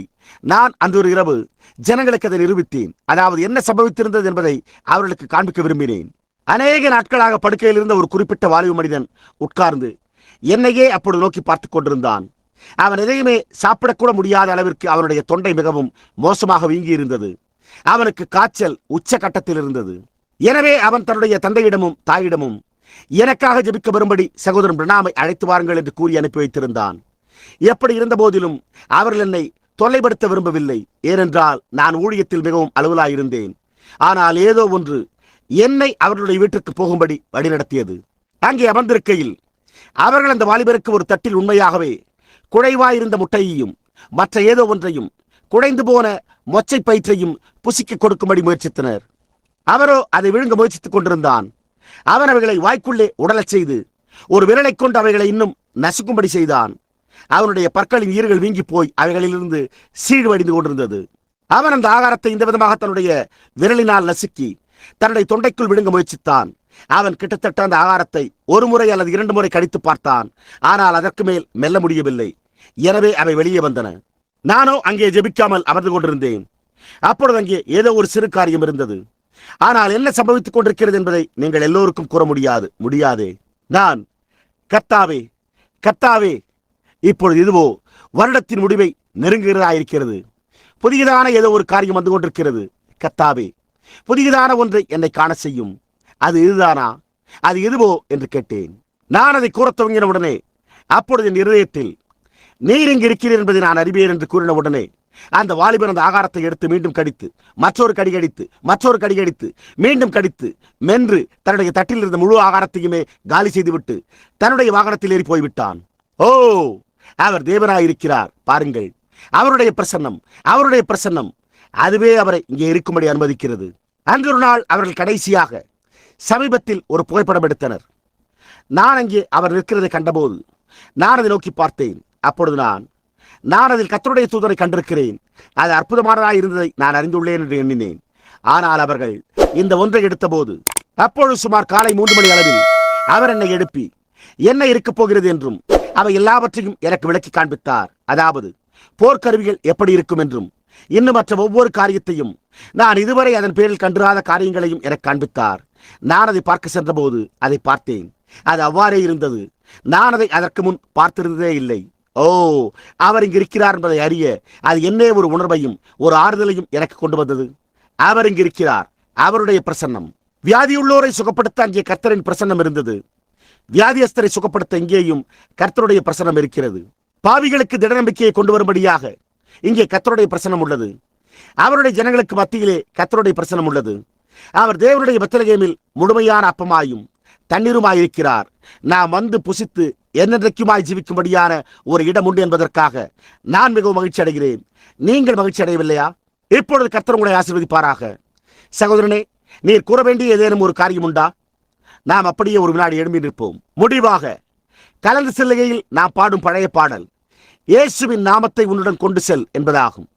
எத்தனை பேர் கர்த்தரை நேசிக்கிறீர்கள்? நீங்கள் உங்களுடைய கரங்களை உயர்த்துகிறதை நாங்கள் காண்போமாக. இப்பொழுது நீங்கள் உங்களுடைய கரங்களை உயர்த்தினீர்கள். இப்பொழுது அவைகளை கீழே இறக்கிவிட்டு உங்களுக்கு அருகில் நின்று கொண்டிருக்கிற யாருடனாவது கரங்களை குலுக்குங்கள். அதாவது, யாத்ரிகனே, தேவன் உம்மை ஆசீர்வதிப்பாராக, தேவன் உம்மை ஆசீர்வதிப்பாராக என்று கூறுங்கள். அது உண்மையே. அப்படியானால் சுற்றிலும் அவ்வாறு கூறுங்கள். சரி, நீங்கள் அந்த விதமாக ஒருவரோடு ஒருவர் அறிமுகப்படுத்திக் கொள்ளுங்கள். சரி, இப்பொழுது நாம் பரலோகத்தை நோக்கி பார்த்தவாறு இந்த பாடலை பாடுவோமாக. துன்பமும் துயரமுமான பிள்ளையே, இயேசுவின் நாமத்தை உன்னோடு கொண்டு செல். அது உனக்கு சந்தோஷத்தையும் ஆறுதலையும் அளிக்கும். நீ எங்கெல்லாம் செல்லுகிறாயோ அங்கெல்லாம் அதை கொண்டு செல். விலையேறப்பெற்ற நாமம், விலையேறப்பெற்ற நாமம். ஓ, எவ்வளவு இனிமையானது! பூலோகத்தின் நம்பிக்கையும் பரலோகத்தின் சந்தோஷமுமாமே. விலையேறப்பெற்ற நாமம், விலையேறப்பெற்ற நாமம். ஓ, எவ்வளவு இனிமையானது! பூலோகத்தின் நம்பிக்கையும் பரலோகத்தின் சந்தோஷமாமே. இப்பொழுது நினைவிருக்கட்டும்.